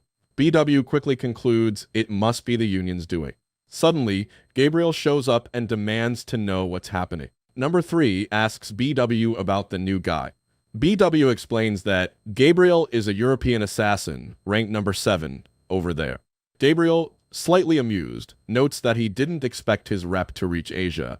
BW, eyeing the chaos, suggests they team up for the dangerous task ahead. Gabriel cuts in, asking who's gonna lead the trio. Number 3 claims leadership since he ranks high. BW wants to lead, and so does Gabriel. Classic power struggle. Number 3 proposes they fight it out. Winner takes command. Weapons are drawn, and the brawl begins. Gabriel gets his nose smashed. BW gets a kick from Gabriel while unleashing his taser. Number 3 gets zapped by BW's taser. Amidst the chaos, number 3 tells them to stop.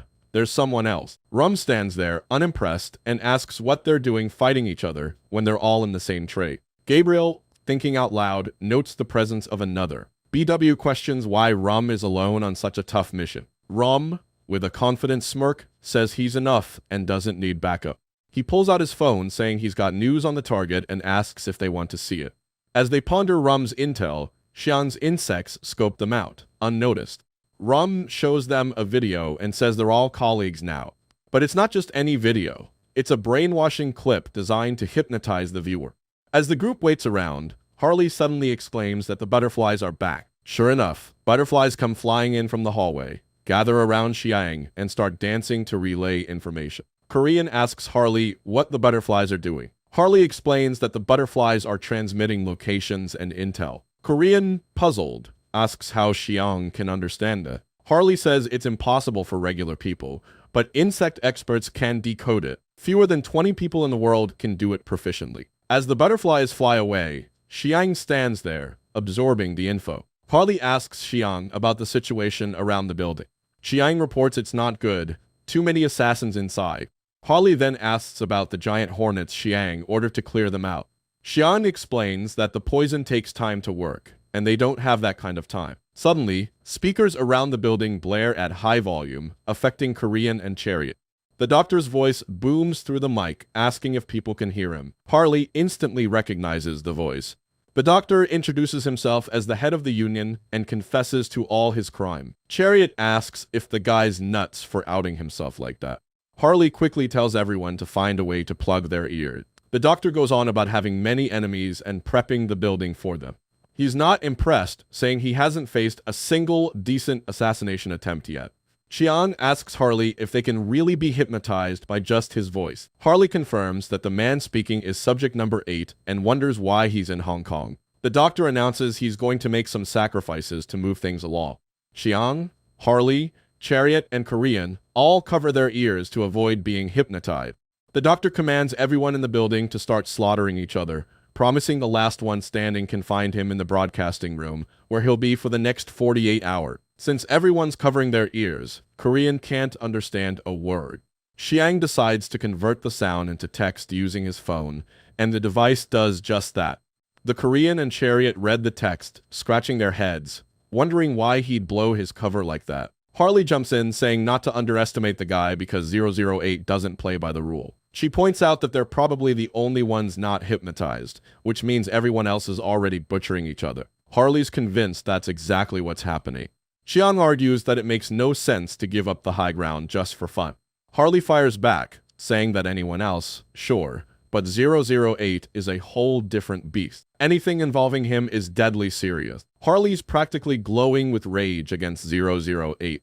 Xiang says they should assume anyone who heard the broadcast will follow orders to the letter. But as the game goes on and fewer people are left, the odds of surviving get better. And if the surveillance footage is down, who's gonna prove that survivor exists is the winner. The Korean chimes in that nobody could. Xiang agrees, saying those who think they're the last one standing will head to the broadcasting room to claim victory. And when they do, they won't realize 008 is waiting for them there. Everyone's horrified by how twisted this plan is. Turns out, the Doctor doesn't care who wins. He just wants to collect as many strong fighters as he can. The Chariot asks Xiang if this is all part of his plan. Xiang says it probably is, since he started a war with the 4 major triads to get the underworld to put a hefty bounty on him. The Korean notes that a $12 million bounty will draw in top-tier assassins, giving the target a chance to recruit killers with serious skills. Xiang can't figure out why the Doctor needs such powerful fighters when he's got hypnosis. Something snaps in Harley, and she reveals that his enemy is the Yoshinari family. She tells Xiang that the Yoshinari family is part of the Persona Project organization, meaning the Doctor's gathering combat power for revenge against them. Time passes, and the night sky envelops the building. The Doctor is on the phone telling someone he's already caught some big fish and to meet at the usual spot. He hangs up, saying there's a guest, and turns around. Xiang walks in, gun in hand. The Doctor introduces himself as the head of the Union. Xiang says this isn't their first meeting and asks why his face has changed. He didn't look like this last time. The Doctor asks how much Xiang knows about him. Xiang says he knows everything, even that he is 008. Harley, the Korean, and Chariot read their conversation through speech to text. The Doctor asks if Harley, the subject 42, told Xiang everything, and Xiang confirmed. Harley is furious at Xiang for exposing her involvement in the plan. Xiang asks the Doctor why he pretended to be a psychiatrist to get closer to him. The Doctor flips it back, asking Xiang what he thinks. Xiang guesses it's because he chose Hong Kong as a starting point. The Doctor nods, saying that's part of it, but there's more to the story. Xiang presses for detail. The Doctor drops the bombshell. The host is made up of 12 forces with serious power, wealth, and a penchant for violence. Xiang listens, absorbing the info as the Doctor continues. He explains that, with the peculiar nature of the Persona Project, these forces can be wiped out and replaced until the 12 seats are filled. The operation never stops. New forces always step in, making any actions meaningless and inviting the wrath of the new 12. Xiang, looking for a way out, asks if there's any solution. The Doctor, cagey as ever, says he can't spill everything about his ally and himself. He approached Xiang as a psychologist to ensure Xiang wouldn't mess up their plans and to figure out what Xiang would do. Xiang, still confused, asks what path the Doctor mean. The Doctor says Harley can explain that and mentions a prize waiting for Xiang in the level 1 lobby. Suddenly, a pair of red glowing eyes emerge from the shadows, and Xiang falls under the Doctor's hypnotic control. Xiang leaves the Doctor alone in the broadcasting room, now a puppet. The Doctor takes a calm sip of coffee. Suddenly, another man steps out of the room's shadow. This guy, looking like he's in a trance, starts rattling off a history lesson, recapping every event so far. It's clear he's in on the scheme with the Doctor. They chat about the personality issues caused by the chip users and how the face-swapping Doctor weaseled into Xiang's life. The historian drones on about the future like it's a done deal and closes his book to signal story time is over. The Doctor adds his 2 cents with his cold, calculated take. The historian confirms the history is accurate, and the Doctor agrees, ending their weird ritual. The historian packs away his book, relieved, and gripes about the historian chip's effect. The Doctor explains the chips drastically alter users' personality. Then the historian asks if it's really okay to let Xiang go. The doctor, ever the strategist, says interfering might stunt Xiang's growth. Besides, Xiang is just Harley's plaything anyway. Xiang heads back to his crew, still under the doctor's hypnosis. He instructs them to go to level 1 to collect their prize. As he's about to move, Harley grabs his arm, halting him. Xiang is puzzled by this interruption. Harley pulls a chip from the back of her neck and demands that Xiang swap his chip with hers. Xiang, skeptical, wonders if she thinks he's been hypnotized. Harley, firm and with a fierce look in her eyes, insists it's just procedure and there's no reason to refuse. Reluctantly, Xiang takes the chip from Harley and snaps it into his neck. The chip embeds itself, sending a wave of pain through him. He convulses, but soon regains his composure, feeling more clear-headed. Harley shows Xiang a record of his conversation with 008. As Xiang reads, sweat drips from his cheeks. The conversation reveals something crucial. Xiang then tells the gang to go to level 1 to collect their prize. The Korean and Chariot look confused, suspecting a trap.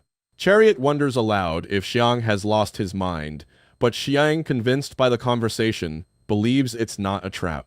When the Korean questions further, Xiang simply smiles, calling it his compensation. The confusion among the group intensifies. Chariot, concerned, suggests they should tie Xiang up and take him to a psychologist. Ignoring this, Xiang asserts that they should follow him or he'll go alone. At level 1, the sergeant stands at the reception. The Korean, Chariot, and Harley peek from behind a door, debating whether the sergeant or the corpse behind him is the prize. They wonder if the corpse looks familiar. Meanwhile, Xiang steps out confidently, declaring he's there to claim his prize. The sergeant, ready to attack, stops when Xiang repeats his intention. Recognizing the code, the sergeant points to the corpse and tells Xiang to take him to claim his bounty. In a restaurant somewhere, the sniper and his handler sit together, slurping noodle. The handler's glued to the news, trying to figure out the situation in the building. The sniper breaks the silence, asking his handler what he meant by the union not being simple. The handler replies that the new head's actions aren't just about pushing the triad's business, which throws the sniper for a loop. Shouldn't that be the main gig? The handler explains that the head of the union is pulling some extreme moves to hit a certain target, which makes it clear that there's no easy way out for him. Suddenly, the news flashes that the mastermind behind the terrorist attack has been located and shot. This curveball hits both the sniper and handler hard. Meanwhile, at the bar, the assassin ladies are watching the news unfold. One asks if the union leader's been taken out. Other points out that all the bounties on the dark web just vanished. The leader of the Elites Association is on the phone, happily verifying a request to clear funds for the bounty money. The wife of the Matthew Association leader is playing mahjong with her friends, casually green, lighting the payout for the guy who offed the doctor. Two brothers chat, confirming the doctor's been silent. Chang Li asks Jiang Gong if Leroy did it. Jiang Gong says it was someone else entirely. At a funeral, a man gets a call. He hears about the doctor's death and orders his men to contact the Korean guy ASAP and send him the prize money. The black market rankings shift, now featuring the Korean, jumping at the number 9 position. Chariot's pumped to see his friend break into the top 10. Harley's putting on makeup while Xiang drives the crew around. Xiang tells the Korean to clear things with his manager and share the bounty once he gets it. The Korean agrees. Back with the doctor, the historian and the doc roll up to a warehouse in Wanchai Harbor. Inside, the doctor peels off his disguise. Shadows greet them, and one asks for the latest outside. The historian breaks down what went down with Xiang. Then 47 asks where Asia's top assassins are. The doctor says 3 are on the leaderboard, and 2 have potential. The shadows stay silent, likely other numbers from the Persona program. 42 lights a cigar, saying if it's 5 versus 1, they might buy some time. He turns to his crew, telling them to keep working and turn Hong Kong into the Yoshinari family's burial ground. The crew heads back to their places, leaving Xiang and Harley alone. Did Chariot and Han go back? Harley asks. Xiang nods, saying they did, and that he's just collecting his thoughts. Harley says if he's fine, she's going to rest. Xiang wishes her good night, and she heads to bed, leaving him alone. That's when the ghost of the killer Chip shows up, asking if Xiang got fooled. Xiang responds that they have no protection, and this has always been their plan. But next time he runs into 008, it won't be the same. The spirit asks if Xiang plans to change the plan to follow 008 or stick to the original. Xiang says he's sticking to the original. The spirit then wonders if it's okay to leave Shansu like this while heading to Macau. Xiang assures him it's fine since the Korean will be in charge of the hall, and no one messes with a ranked assassin. The spirit realizes that the rank given to Korean has a purpose. The next day, in a secret spot, the gang gathers for another meeting. Everyone crowds around Xiang, who's prepping something on the board. While everyone sits intently, Harley is busy on her phone. Xiang tells everyone to liven up since the meeting's starting. Harley keeps playing her game. Frustrated, Xiang smacks her with a duster, telling her to pay attention, then confiscates her phone and turns back to the board. Clearing his throat, Xiang gets to the topic. He asks if anyone knows about the gamblers group. No one but Harley raises their hand, which makes Xiang despair. Ignoring Harley, he asks again, making her annoyed. Blizzard checks the data and asks if this is the one from Monaco, calling it a myth. Xiang confirms it's not a myth.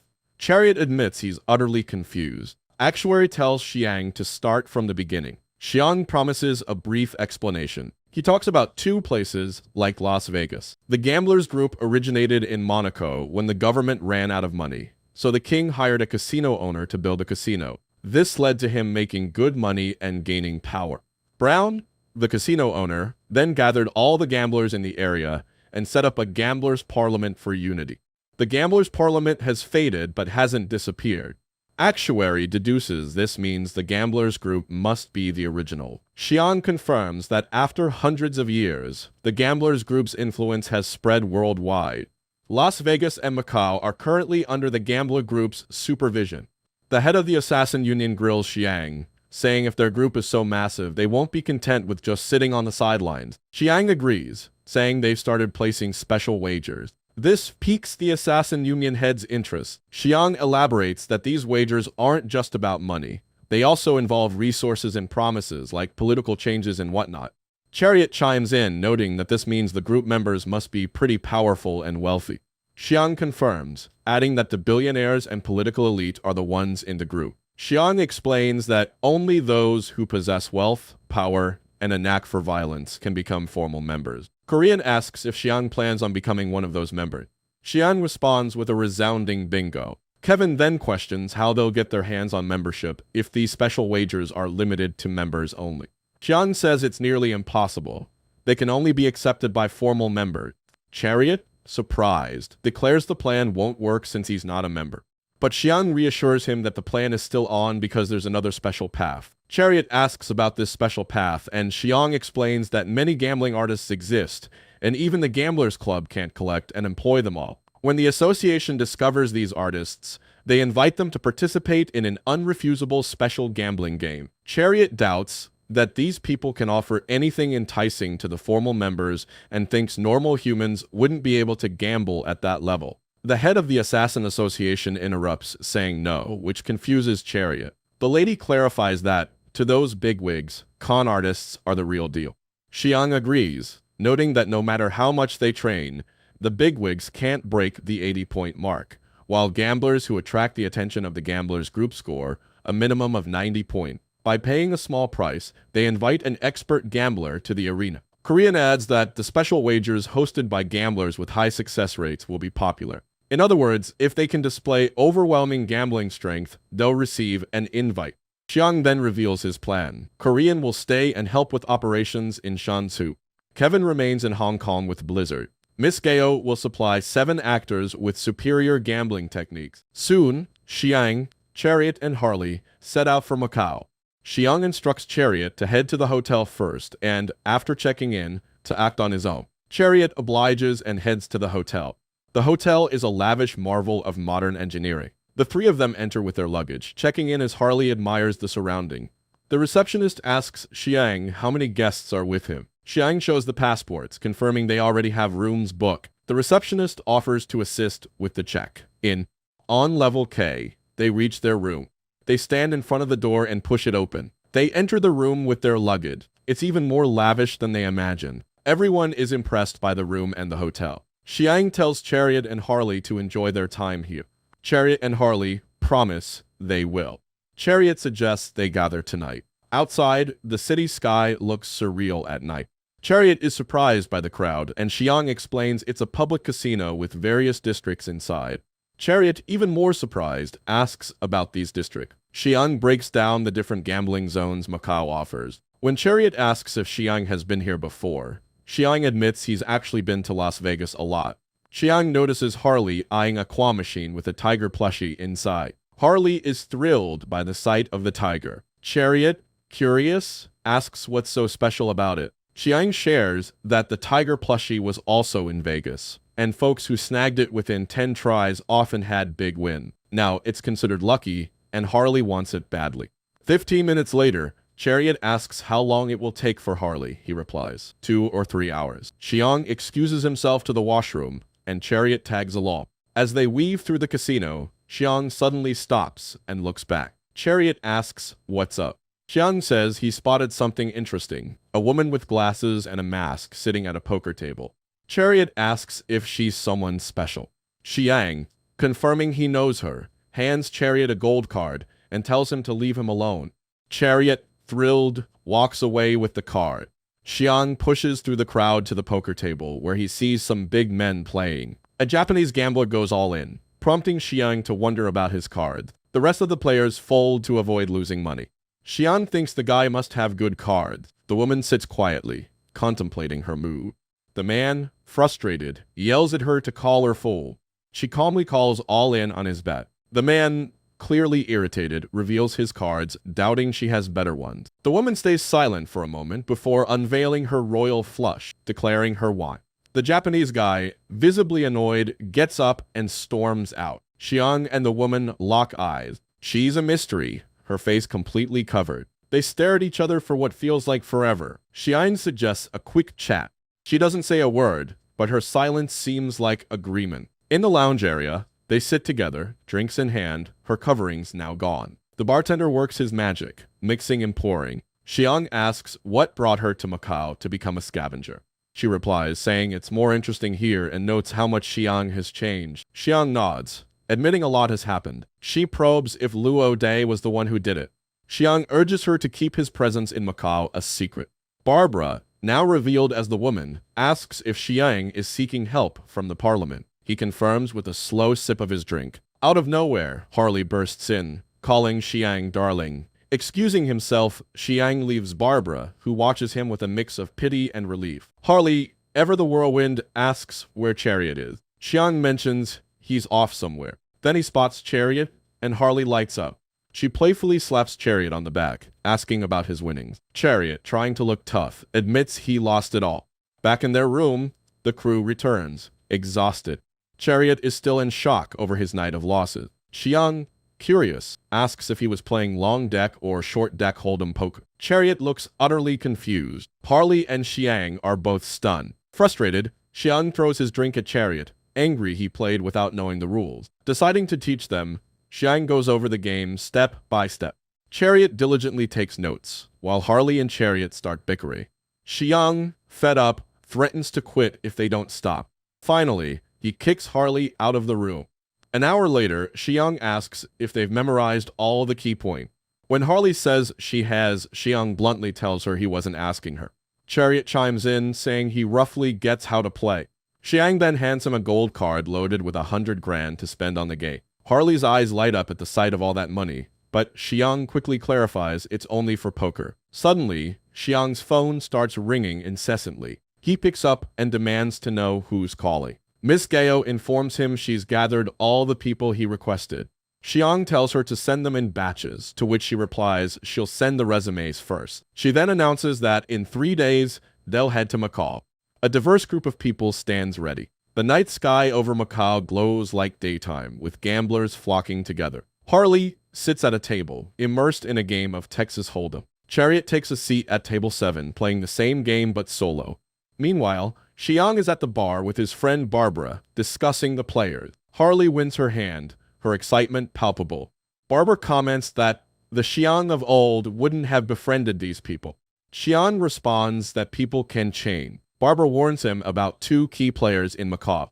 Xiang wondered what made them so. One is Dan Zak, a master at reading cards and bluffing. The other is Ghost Hand, a pro at card swapping whom no one has caught in the act. Xiang studies their profiles intently. Barbara tells him that if he wants to make it to the top, he has to beat these 2. Xiang thanks her for the intel and Barbara shrugs it off, saying it's natural to help friend. Just then, Harley calls Xiang, saying it's time to go. Xiang bids Barbara goodbye, who says she'll see him tomorrow. Harley, curious, asks if Barbara is Xiang's ex. He shuts down her speculation. Back in their room, they gather to tally up their winnings. Xiang asks how much they've made. Harley proudly announces she's won $300, earning Xiang's praise. She playfully asks who he thought she was. Xiang then turns to Chariot, who sheepishly admits he's lost half the money. Xiang's anger flares, and Harley adds Chariot hasn't won a game yet. 3 days later, in a park in Macau, the crew gathers to check out the Hong Kong arrivals. Ms. Gao and her band of assassin actors have rolled into town. Xiang, taking charge, says since everyone's here, it's time to break down the next steps of the plan and lay down the rule. Chariot's pumped. They're finally going big. Xiang's rolling out the details when Harley takes a jab at Chariot, doubting he'll even get past the qualifier. Miss Gao adds that the prize pool is only gonna grow, making the stakes even higher. Xiang asks if anyone's got more questions. One guy pipes up, asking what happens if he gives up his spot to a buddy. Xiang says the chip count will decide the distribution. Satisfied, the guy backs down. Xiang checks for any more questions before moving to draft the contract. He asks Harley and Chariot if they're cool with it. They nod. Miss Gao's on board, too. Xiang declares it's all set. They can gear up for the competition. In the first round of this massive tournament, 4,868 players dive in. Xiang's at table 78, focused and ready. Over at table 42, Harley's flying solo and calls for a raid. Miss Gao, playing at table 93, is raking in the profits. Meanwhile, Chariot's bleeding chips, losing more than half his stack. As evening falls, the results roll out. Xiang makes it to round 2. He figures the rest must be doing fine too, when suddenly Chariot, desperate, asks for another 3,000 chips. On day 1 of qualifiers, everyone advances, except Chariot. He whines about a super skilled player at his table. Xiang suggests maybe the guy's just a card reading pro. Chariot isn't buying it, arguing nobody can be right all the time. Harley chirps in, saying Chariot's just playing badly and making excuses. They start bickering while Xiang's distracted by his phone. Barbara's texting him something intriguing, making him smile. Fast forward 7 days to the second qualifying round of the giant game. From 4,000 players, only 1,000 remain. Xiang's griping about his rotten luck. He's up against the top seed, Dan Zak, a pro poker player, and one of the guys Barbara warned him to avoid. The cards are hot as the poker round kicks off again. The dealer announces that the small blind win. Dan started with 69,000 chips, and now he's sitting pretty with 117,000. Meanwhile, Xiang's stack shrinks from 42,000 to a mere 25,000. Xiang mulls over his situation, realizing the usual strategies aren't cutting it. A bee buzzes around and lands on his shoulder. He asks the bee to spill the guy's cards. The brain chip spirits start chatting. John Chris tells John Henry that Xiang's been leaning too hard on the chips. John Henry agrees, pointing out that it could mess Xiang up. John Henry thinks this might be their shot to make a comeback. The dealer dishes out the next round of cards. Xiang ups the ante. One player fold, while the guy with the winning hand starts to ponder. Xiang wishes he could win fair and square, but knows he has to do what it takes. The guy decides to call Xiang's bet. The dealer flips the final card, and Xiang wins big. The guy mulls over his next move and eventually folds. Hours later, as the tournament winds down, Xiang's table clears out. Xiang triumphs over his toughest rival, but can't knock him out of the game entirely. The night sky blazes with stars. In the bar, Xiang and Barbara catch up the same night. They talk about Xiang's win against Dan Zucker. Xiang claims it was just luck. Barbara mentions she's struggling with Ghost Hand, who's proving to be a real puzzle. Xiang asks if Ghost Hand is really that good. Barbara says she can't figure out his style and no one can prove he's cheating. Now, Xiang's worried about facing Ghost Hand. Barbara warns him to be careful. Xiang gets the hint. Back in his hotel room, Xiang gets ambushed by Harley, who jumps into his arm. Xiang pushes Harley aside and asks Chariot if anyone got eliminated today. Chariot says no, but 2 players are out of chip. Xiang says that's no big deal. The more comrades who make it to the main event, the better their chances of victory. In the third round of a tournament, only 400 players remain. Xiang sits at a table, surplus chips in hand. He thinks it's lucky that one of the extras is at his table. The man, Feng, suggests they divide the chips according to contribution after eliminating others, and Xiang wholeheartedly agrees, and they exchange sinister smile. Meanwhile, in Nagoya, inside a sprawling mansion, several black cars stand in front of the gate. This palace belongs to the Yoshinari clan. Men gather around a table and sit together. Gajin, senior manager of the Yoshinari Association, asks the others if they've heard of the recent event. Another senior manager asks if Gajin is referring to the riot in Hong Kong. Gajin confirms, talking about 4 major triads being sacked by a nobody. Yusuke, the third senior manager, notes that the underworld in Hong Kong and Taiwan has been declining in recent years. Kaitora, the fourth senior manager, suggests that maybe the boss invited them to discuss starting a second border war against the Hong Kong mafia. Gajin then announces that the boss is here. Yoshinari Sawahito enters, sits down, and asks if everyone has already guessed what he wants to say. Sawahito confirms they're about to do something big, just as Kaitora suspected. He announces the restart of the border war. Back at the World Poker Tournament, the rounds continue. Xiang and Feng advance to the 4th round. Xiang thanks Feng for his support, and Feng reciprocates. Xiang mentions that Harley should be done with her game too. Suddenly, Xiang sees something surprising. Dan Zach standing nearby. Dan accuses Xiang of cheating in the last round. Xiang dismisses it as nonsense without evidence. Dan insists, claiming he confirmed it after watching the last few rounds, and accuses Xiang of using some technique to know all the opponent's cards. Otherwise, he wouldn't have shared chips with his comrade. Xiang feigns ignorance. Dan warns there are 3 more rounds, and he will expose Xiang, causing his downfall. Xiang remains unfazed by Dan's word. As Dan walks away, Xiang watches him go, thinking out loud that he'll wait for it. Chariot asks Xiang what he's talking about, not believing that Dan wants to unravel his plan. Xiang says he probably would. Chariot then asks if he should take care of Dan tonight. Meanwhile, Dan's in his room, checking something on his laptop, and finds something confusing. He's reviewing footage from his match with Xiang and spots a giant bee on his shoulder. Intrigued, he shifts his focus to the 4th round of the giant tournament, which is just beginning. Xiang is sitting at his table with 516,000 chips, reflecting on his conversation with Dan. Suddenly, a woman at his table raises the bet. Xiang thinks that Dan is probably planning to closely observe the gameplay and call out his cheating. Determined, Xiang decides he must not let Dan get in his way. An hour later, the crowd has thinned. On table 23, Dan advances to the 5th round, now holding 740,000 chips. He plans on heading over to Xiang's table, but is caught off guard when Xiang is already there, claiming he was faster this time. Dan tells him it doesn't matter since there are 2 more rounds left. 1 hour later, at a cafe, Chariot asks Xiang if he's having a full-blown confrontation with Dan. Xiang says he has no idea why Dan is acting this way, and Harley suggests that maybe Dan got conned earlier and wants revenge. A woman in a mysterious hat clicks a picture of the group and texts it to someone, who replies that he'll send them money. Chariot asks why Xiang and Harley have stopped talking. Xiang tells him that someone is secretly taking pictures of them. Chariot is surprised, and Harley points out the girl sitting in the corner. Xiang asks who's going to deal with her, and Harley volunteers, telling the group to head back to the hotel. On a laptop screen somewhere, a man remits the balance, thinking out loud that no wonder he couldn't find those guys in Hong Kong. They're in Macau.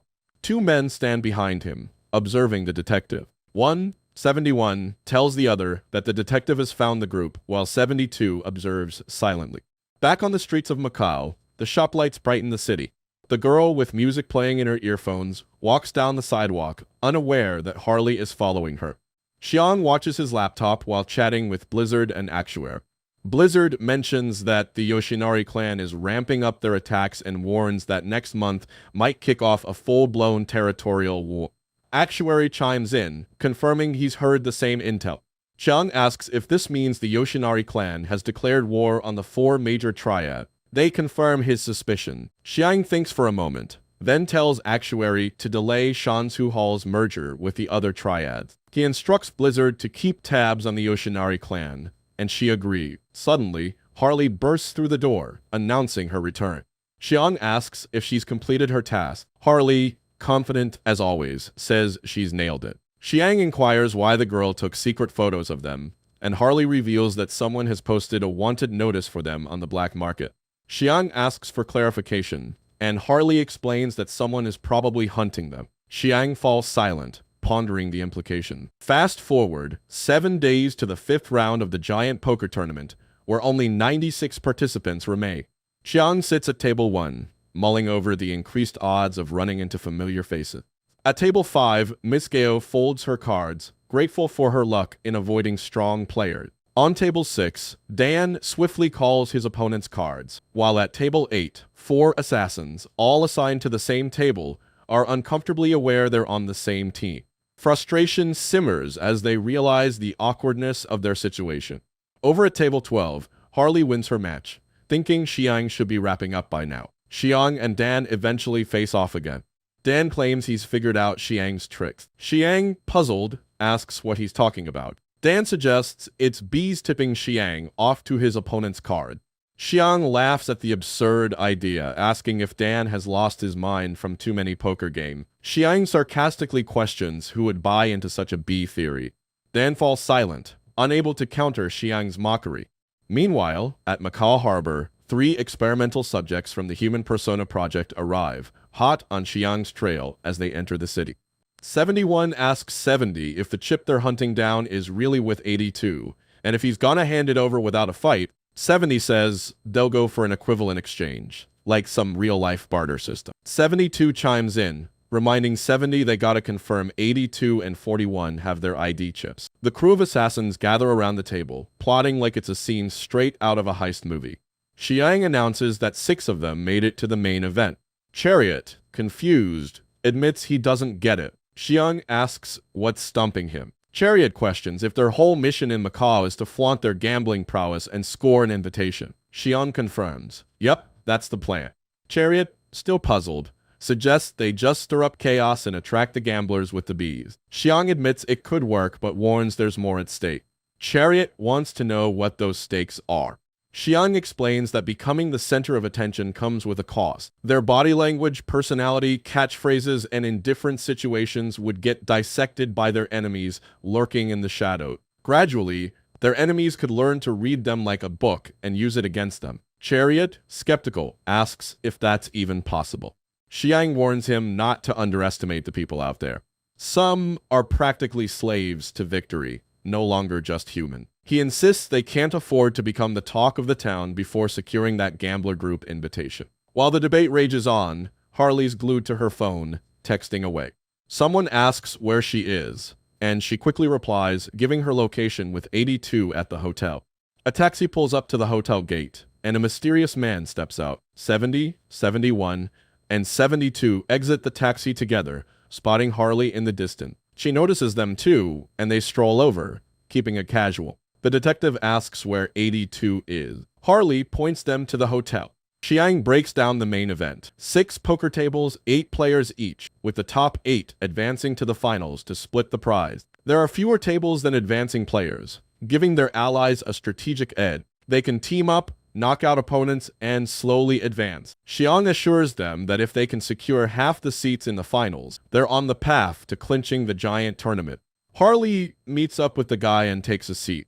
The detective cuts to the chase, calling her by her real name and asking if she's got the class of chips with her. Harley fires back, saying she's been avoiding those chips like the plague. Why on earth would she have them? The wrestler chimes in, reminding Harley that she knows the nasty side effects of the class of chips, but Xiang doesn't. Harley raises an eyebrow, saying if that's true, wouldn't the historian and the mourner be even more suspicious? 71 clarifies that it wasn't them. When the mourner and he left the prison, the chips were already MIA. The detective has already grilled everyone else. Only Harley and Xiang are left on the list. Meanwhile, Xiang is chilling in his room, feeling pretty good about handling everything. Then his phone buzzes, and he picks it up. Harley's voice blares through the phone, yelling at Xiang to pick up her call and help her out if he's done with the meeting. A few days back, Harley had warned Xiang that some guinea pigs from the Human Persona Project were hunting them down. Xiang had asked what these guys wanted. Harley explained they weren't looking to join them, but they wanted the chips. Xiang pointed out the chips have some pretty gnarly side effects and wondered if they had found a fix. Harley told him the fix has always been finding their ID chips. Curious, Xiang asked what these ID chips were. Harley broke it down. The ID chip is made from a part of their memory, Xiang then asked if these ID chips were so crucial, why hadn't 8 and his buddies demanded their own chips? Harley explained it's because the group isn't using the ID suppression method. Xiang got the picture. He then told Harley to cozy up to the others, because he wanted to figure out their true intentions first. Xiang headed downstairs where Harley caught his eye. He joined the table, wondering why only 3 people were there. 71 told Xiang to drop the pointless questioning. Xiang didn't argue, just silently scooted over next to Harley. Before kicking off negotiations, Xiang asked if he could throw out a question. The detective gave him a nod. Xiang asked if the group was more into dealing or making demand. The detective said they're open to dealing, but would demand if they couldn't strike a deal. The wrestler pointed out that their chips were useless to Xiang. Xiang then asked what exactly their chips were. 71 said their chips were for a grappling entertainer and an appraiser. Xiang wanted to know what kind of deal they were proposing. The wrestler offered to work for Xiang for a year in exchange for the chips. Xiang mulled it over in silence. After thinking it through, he decided to make the deal. Now, there are only 48 players left in the poker championship. The commentators on TV chat about this year's matches. One of them mentions that this year, quite a few new faces have popped up in Texas Hold'em short deck tournaments. His buddy wants to know more, and he replies with an example. Dan Zach, the Finnish player who raked in nearly $10 million. Dan is so intimidating that other pros try to steer clear of him. His buddy then talks about another dark horse who won a ton of chips from Dan Zach. The 3 subjects of the Persona project watch the commentary on TV with eagerness. The commentator continues, saying the one who raked in those chips from Dan Zach is Xiang Shang. They discuss Xiang's current standings and his opponents in the ongoing poker match. As the match progresses, the commentators speak with intensity. Xiang calls, and the tension rises. The French guy also calls as the match gets more interesting. The 3 subjects watch the match while Chariot casually sips on his beer. He leans in and wonders why Xiang is acting sloppy, calling a hand he's obviously going to lose. But Xiang knows the match is being broadcast live, so he doesn't want to get caught cheating.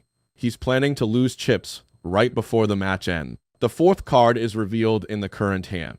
Xiang instructs his B to peek at his opponent's card. The B reveals that his opponent has a pair of jack. Xiang casually checks, and the French guy follows. When the 5th card is revealed by the dealer, the match gets interesting as the opponent raises 60 more chips. Xiang folds, knowing he can't win against his opponent's card. The match goes on for another 2 hours, and finally, Xiang qualifies for the final once the round ends. Chariot cheers for his victory. The commentators remark on how great Xiang's game was and how he stepped up in the second half, almost as if he knew his opponent's card. Chariot is pumped that Xiang is going to the final. The sumo wrestler comments on how bad Xiang and his team acted in this match. The detective calmly tells them they shouldn't talk, shouldn't get involved, and should mind their own business. Xiang feels lucky there aren't many professional players in this match. Otherwise, his secret cheating method could have been revealed.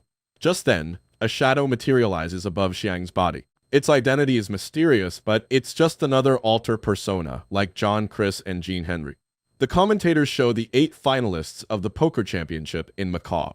Dan is feeling the heat before the final and immediately calls someone, asking to meet at the pub in Zone J. The caller shows up right away. It's another finalist, Louis, trying to keep a low profile under a hood. When Louis asks Dan about the purpose of the meeting, Dan says he wants to get in touch with the other 2 finalists as well. Louis is curious why. Dan asks if he watched today's match of Xiang Shang. Louis says he did, boasting that Xiang's card reading skills are way better than Dan's and that he really picked up in the second half. Dan drops a bombshell. Xiang is a cheater. He explains that Xiang couldn't cheat in the first half because there were too many people. They share an intense stare. Louis wants to know the next step. Dan says they need to get the other 2 finalists on board and take down Xiang in the first half of tomorrow's match. Meanwhile, Xiang gathers his crew and asks if they've got the secret signal for the final down path. Miss Gao and Harley nod, confirming they're ready. Xiang warns them not to let their guard down. Their opponents are seasoned pros. One slip-up, and their rivals will pounce. Back in Dan's room, he's assembled Louis and the other 2 finalists. He asks what they think of his plan. One finalist chuckles, not understanding why 4 top players need to gang up on a newbie. Dan, stern-faced, reminds him that this so-called newbie has already knocked out 2 big names in earlier matches. Another finalist wants to know how Dan is so sure that Xiang is cheating. Dan explains that Xiang has a unique cheating style, but the more players they have against him, the better their chances. If fewer players are at the table, Xiang's odds increase. The final match kicks off, and the players take their seats around the table. The commentator is buzzing with excitement. Sumo and Chariot are glued to their TV, hanging on every word from the commentators. Xiang scans the table, taking in the serious, poker-faced expressions of his opponent. He understands the meaning behind their curious glances at him. He knows Dan is scheming to take him down. The commentator is shocked to see the first hand kick off with an all-in. It's Louis, sporting a pair of queens, while a bee buzzes around his shoulder. Dan folds right away. Xiang pauses, analyzing his cards. He gets it. They're trying to bleed his chips, one fold at a time. Calling an all-in is out of the question. It's pure luck, and losing two hands would mean elimination. Louis glares at Xiang, confident that the four of them have strong enough cards each hand to take him down. Xiang curses the quartet for their cunning and folds. Dan is convinced of Xiang's talent for cheating with insects. It's such a unique method that even if caught, no one could prove anything. Chariot and Sumo watch with curiosity as another player folds. This time it's the Chinese player who tries to intimidate Xiang into calling his bet. Xiang shrugs and folds again. Miss Gao notices one thing. Xiang is definitely being targeted by the four at the table. Xiang racks his brain to escape this predicament. He knows that if this continues, he'll soon have fewer chips than everyone else. Dan has a better hold on the table, teaming up with four people, giving them 4 sets of chips and cards. Only luck can save Xiang now. As the dealer starts the next round, Xiang's bee hovers above Louis' shoulder, revealing his cards, 8 of hearts and 6 of hearts. Xiang immediately signals Harley. She nods, understanding Louis' cards. Louis goes all in again. The other players instantly fold, conceding the round. But when Louis reaches for the chips, assuming everyone's folding, Harley jumps in and announces she's going all in. The 4 players freeze at Harley's call. She grins, letting them know the troublemaker is here to shake up their game. The commentators can't stop talking about what a huge mistake Louis just made, but hey, he's still got more chips than Harley, so he's not out yet. Chariot's cheering and Sumo's watching him looking pretty irritated. Xiang smiles. Only 3 opponents left in this poker match now. Louis growls, frustrated that he fell into Xiang and his crew's trap. Meanwhile, Harley's basking in the glory of winning that massive pot. The bearded guy shoots Dan a look that says, "What's next?" Dan responds, saying they need to stick to the plan since they've got 3 players against Xiang's gang. The Chinese player sizes up the table. Miss Gao tells the dealer to deal the cards, and he does. The Chinese player thinks about Louis' loss. He knows if he sticks to Dan's plan, he might end up like Louis. But if he stays neutral and lets Dan, the bearded guy, and Xiang go after each other, he could sneak into the top 4 without lifting a finger. Xiang realizes one of Dan's players might bail on the deal. Dan's obsession with taking down Xiang will be his downfall. It's only natural for someone to pull out when everyone wants to win. When one of Dan's allies sees this, they'll ditch the alliance and become a foe, leaving Dan to play solo in this poker game. The game goes on for a couple more hours, and we have a winner. It's Miss Gao. Yeah, that's right.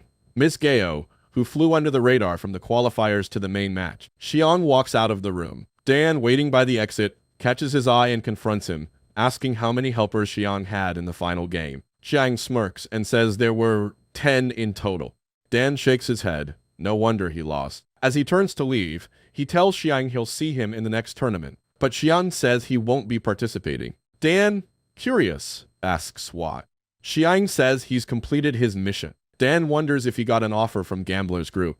Xiang confirms. Dan realizes why Xiang is different from the others. He leans in to give Xiang some advice. Xiang's all ears. Dan warns him that although he followed the rules in this tournament, where he's headed, people don't play by the rule. Only rule-bending masters survive in the big game. Xiang smiles and says he understands. Dan turns to leave, saying his goodbyes, knowing Xiang doesn't take him seriously. Xiang silently bids farewell to this stubborn poker player,